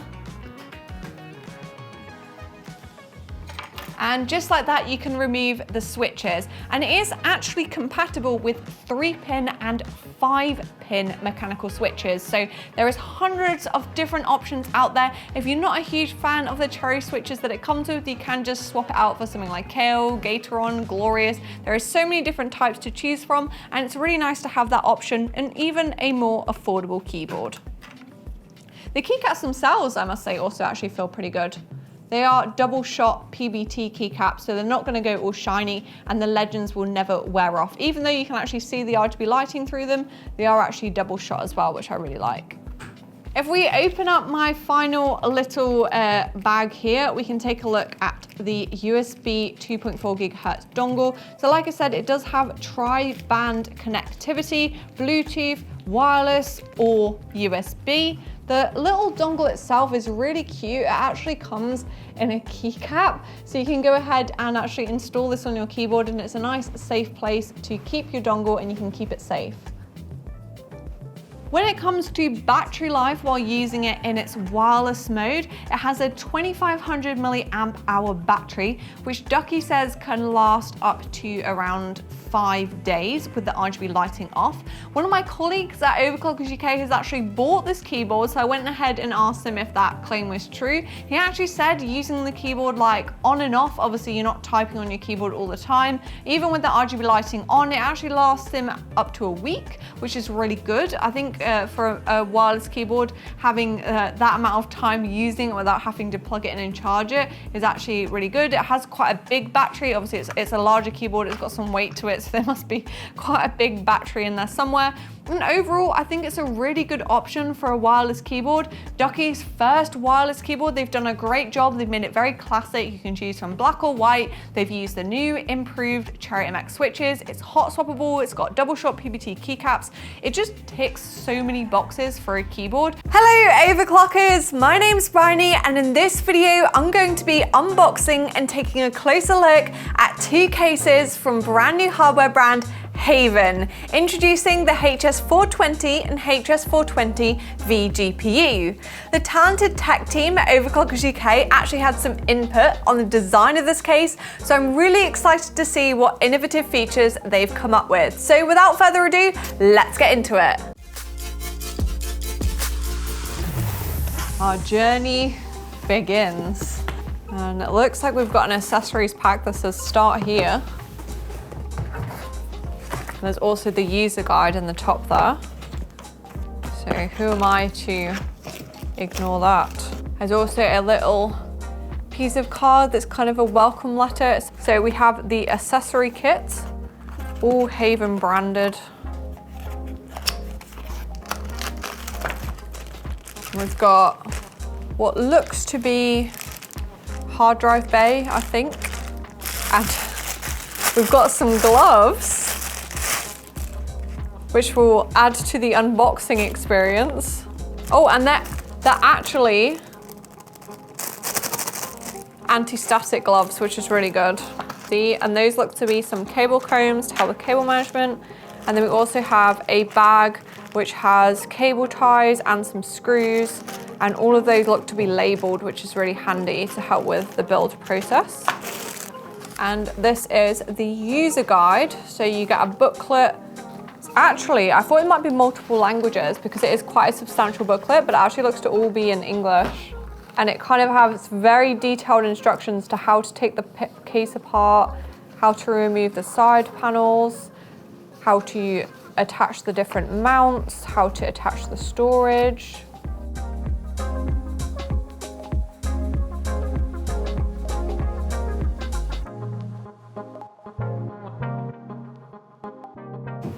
There we have the big reveal. There it is. Ta-da! As you can now see, here's one I unboxed earlier. So this is the white vGPU version.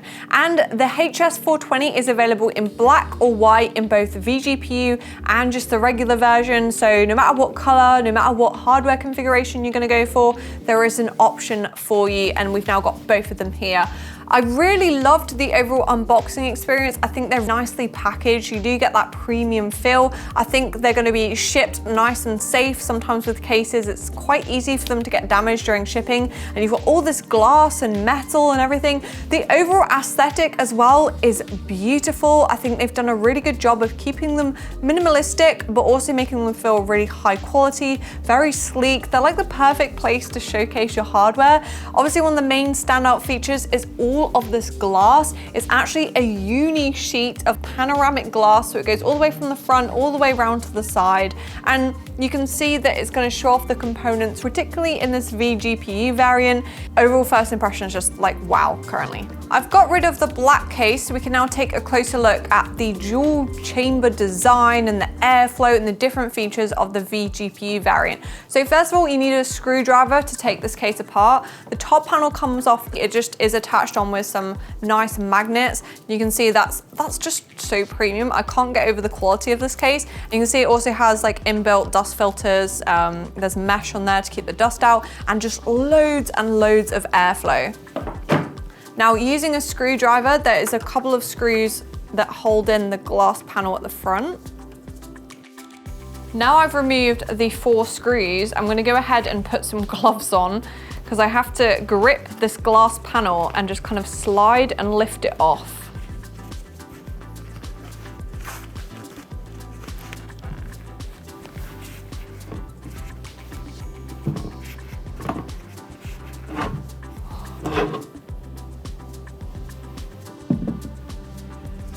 That's a very cool piece of glass.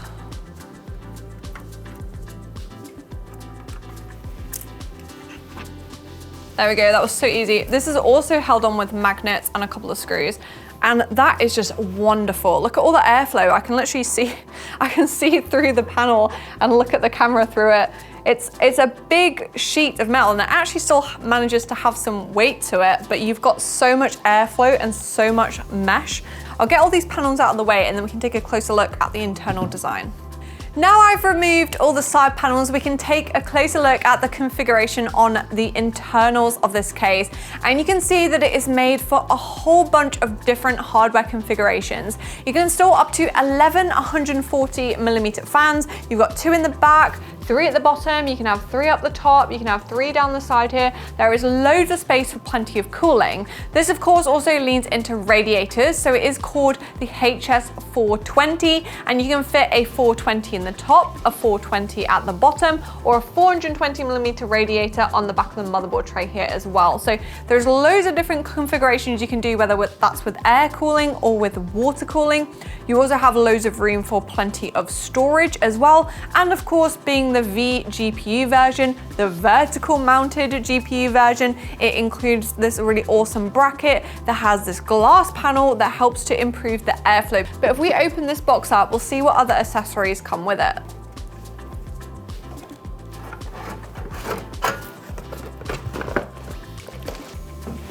So I have never seen this on a case before, but I think it's so cool because it's really going to help the airflow when you've got that graphics card in a what would be normally a compromised position in regards to airflow. So this simply slots in the back here and you attach that on to this bracket. So you'll have your 3 fans here and then that directs the air up and it kind of bounces off the glass and comes back at your graphics card. So your graphics card is going to get lots of cool, fresh air from the intake at the bottom of your case, kind of flowing over it, all the hot air is going out of the top, and it's just such a clever way to do the cooling. And I think it actually looks quite nice as well. But I think because they've gone with glass, it's not plastic, it is actually glass, it looks really nice and it's not gonna affect the kind of internal aesthetics if you want like a bit of lighting, you've got a really nice looking graphics card.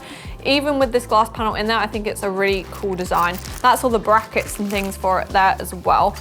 You can see it has this dual chamber design, so your power supply goes down the bottom here, and then you've also got all this room for storage. So you can have up to 4 hard drives or of course 4 SSDs in the back of this case, or you can take this bracket off. You can easily access it so you can replace it with like fans if you want some more airflow, or like I said, you can have that screen there. And there is so much cable routing. I love the way they have designed the cable management in this case. You can see that all of it is labeled, so it's really well thought out. For example, this is recommended for your 4+4 pin cables, which are gonna power your CPU. You've got this slot here.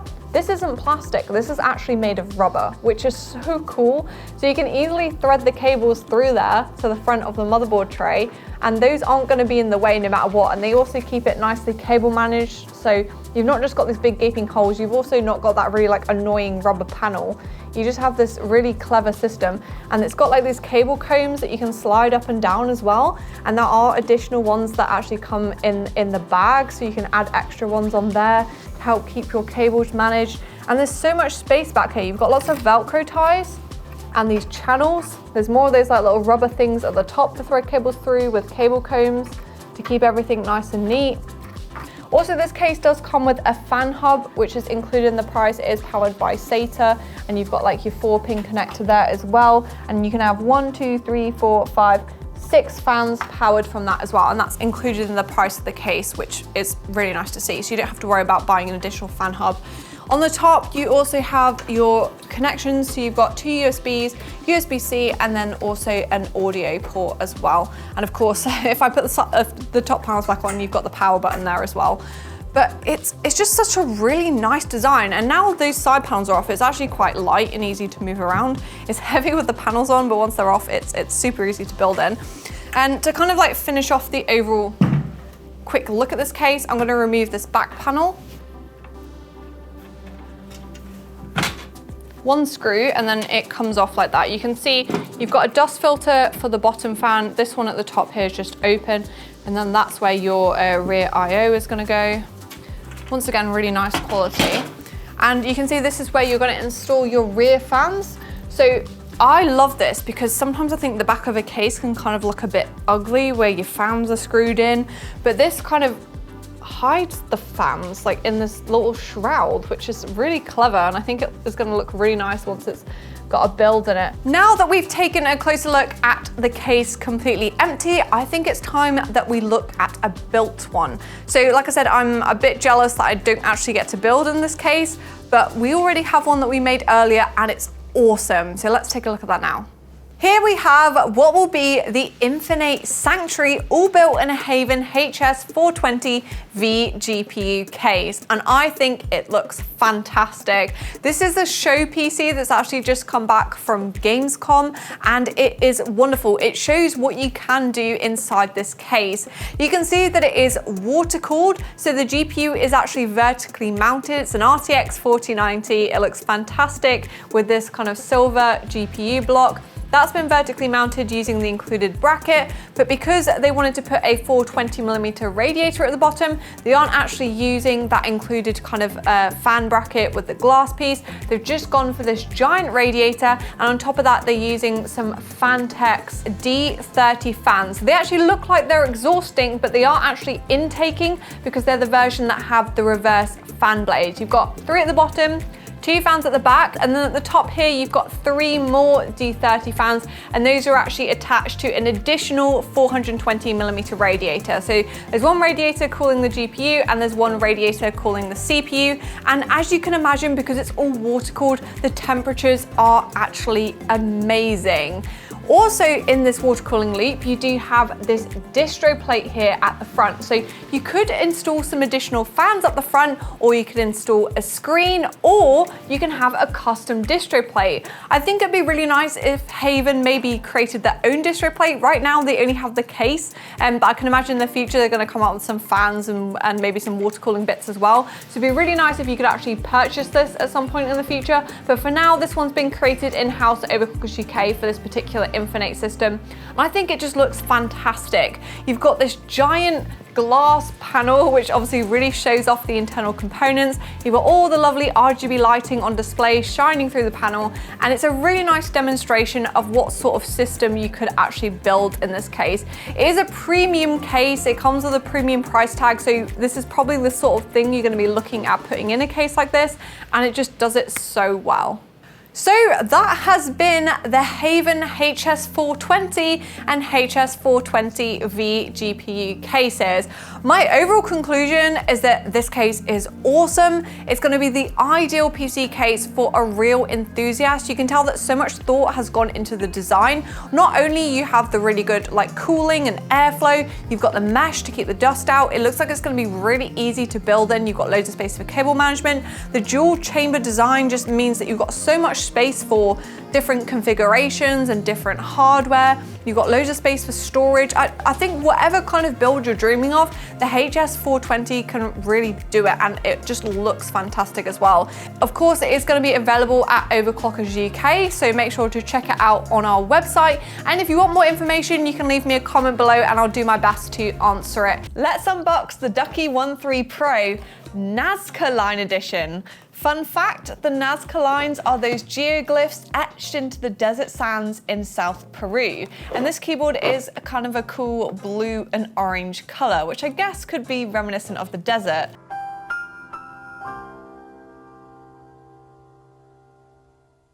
Taking a look at the front of the box, you can see it has this very sleek black and white design. You've got the Ducky logo, you've got a big Ducky One logo there as well. 1.3 Pro. It's kind of a shiny silver material, which is quite nice. And then you've got the fact that it has the new cherry switches on the front there. Flipping it over onto the back, you have a little bit of information about what model it is, how much it weighs. It looks like it weighs 1.25 kilos. So quite heavy, should be a sturdy keyboard. You've got the Quack Mechanics logo, the fact it's a hot swappable keyboard, and then a QR code where you can go to the Ducky website. You also have the contents in the box, and once again, the fact that it uses the Cherry MX switches.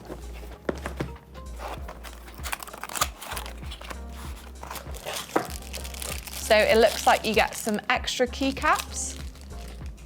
Those are blue and orange to match the overall aesthetic of the keyboard. You of course have your braided cable. It's a black braided cable, a nice one from Ducky, and there's a little tie on there as well. We've got the keycap puller.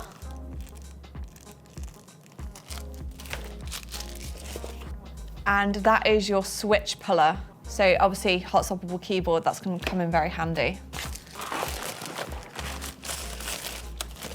There we have the keyboard itself.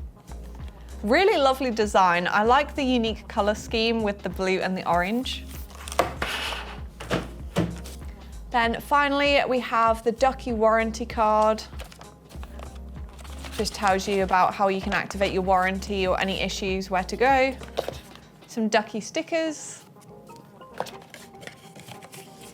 And that, I believe, is the quick start guide. Yeah, so some very basic instructions on there. And you do have to go to their website if you want to download the full manual. It's pretty much the same as all other Ducky keyboards. So here is the One 3 Pro. As you can see, I have unboxed it and plugged it in just so we can take a look at the RGB lighting, and I'll talk you through all the different features and things, etc. So the look of the keyboard, like I mentioned while I was unboxing it, I think it's a really eye-catching design. The body is this like matte gray color, and then you have these mixture of blue keycaps with white lettering and black keycaps with orange lettering, and then these orange highlight keys. And then you've got all those extra keys in the box as well, those keycaps that you can swap out to add even more orange to the keyboard. I think there was orange arrow keys. You've got the additional Ducky escape key that you can add on the top there. So it's very customizable and very eye-catching. I think if you're looking for a keyboard that's a little bit different, you want to move away from the typical black or white keyboard, this is a really nice design. And I think so far it's the only color that's available in the One 3 Pro. So what are the differences over the original One 3? Essentially, the Pro edition, the main USP to me is the fact that it has this 8K polling rate. So that means it's much faster. Your typical keyboard has a 1000 Hertz polling rate, whereas this one is going to communicate 8 times more frequently with your PC. So that means that when you key press, when you're gaming, or if you're typing really fast or you're coding really fast, every keystroke is going to register much faster with your PC, which obviously is a huge benefit over a typical keyboard. Also, it uses the new Cherry MX2A switches. So these are available in brown, like my keyboard here. You can also get them in red, blue, and silver switches, depending on what switch type you like.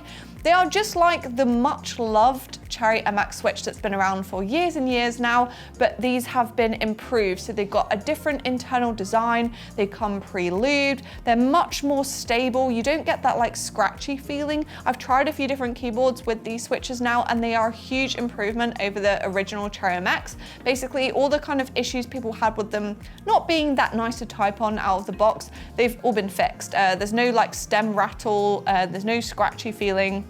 And yeah, a really nice upgrade. This keyboard is also hot swappable as well, so you could actually switch these switches out for a different switch type if you wanted to, like Gateron, Kale, Glorious. There is hundreds of, probably even thousands of different switch types out there to try. And of course, this is still a hot swappable keyboard from Ducky. But I do like these new Cherry MX2A switches.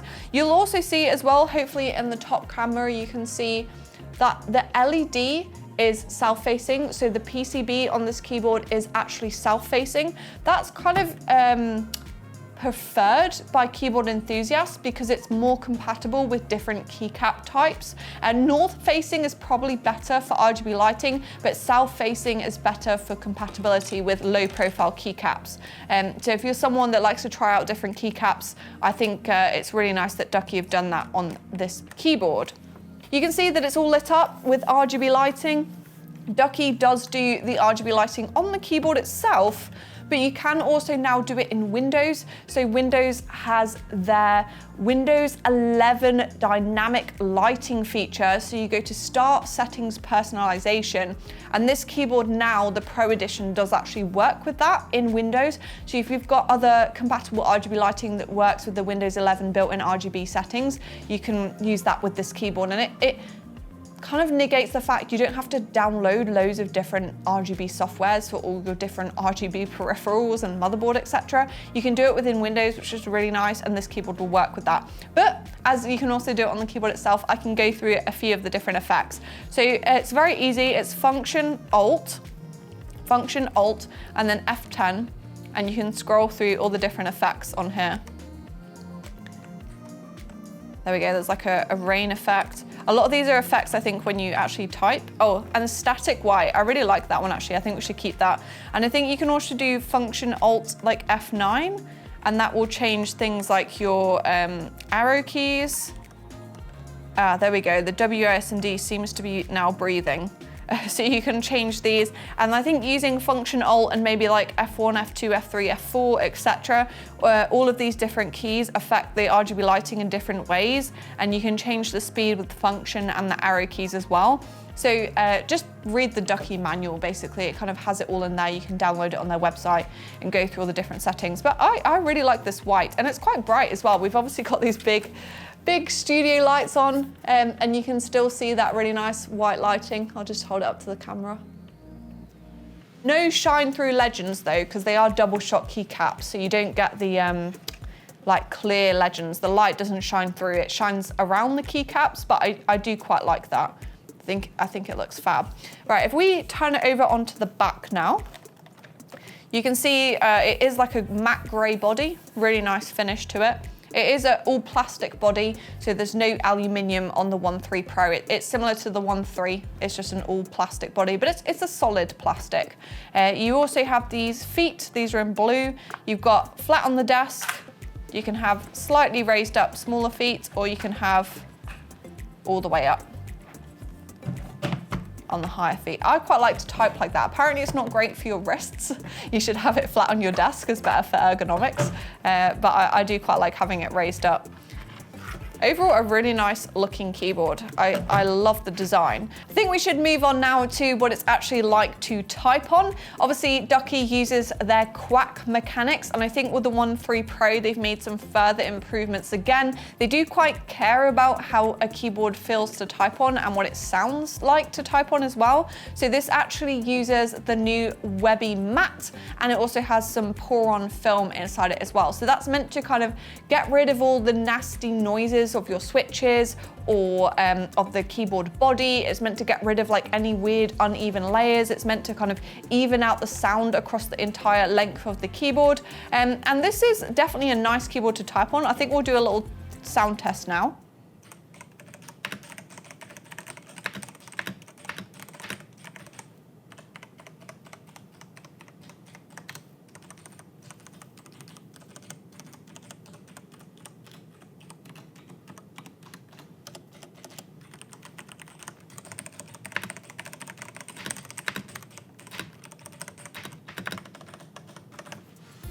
I think that sounds really good and it feels fantastic. Obviously it's got Cherry MX 2A brown switches, and browns are my favorite anyway, and they feel really nice on this keyboard. They're much smoother than the original browns. They definitely do have a, there's a more kind of noticeable bump, but no scratchiness, and they don't have any stem wobble, like you can't really wobble the switches around too much, which I really like. This keyboard also seems to have better stabilizers. Ducky have said they've upgraded the stabilizers over the original 1.3. I think these stabilizers are actually made by Ducky now. They're using their own stabilizer technology, and particularly the spacebar, even though it still has a little bit of rattle, it's a lot better than some of their previous keyboards. So I'd say, yeah, really good work to Ducky kind of improving the acoustics of this keyboard on the 1.3 Pro. So not only do you get better performance, you get better switches, which are also hot swappable. You've got really nice double shot PBT keycaps. You've got that 8K polling rate. You also get a really nice typing experience as well with the new internal layers like the Webby matte and the pour-on foam. Wow, you must really love unboxing videos. Congratulations on making it to the end of the Overclockers Unboxed movie. Thank you very much for watching. Remember to like, subscribe, and I'll see you again in the new year.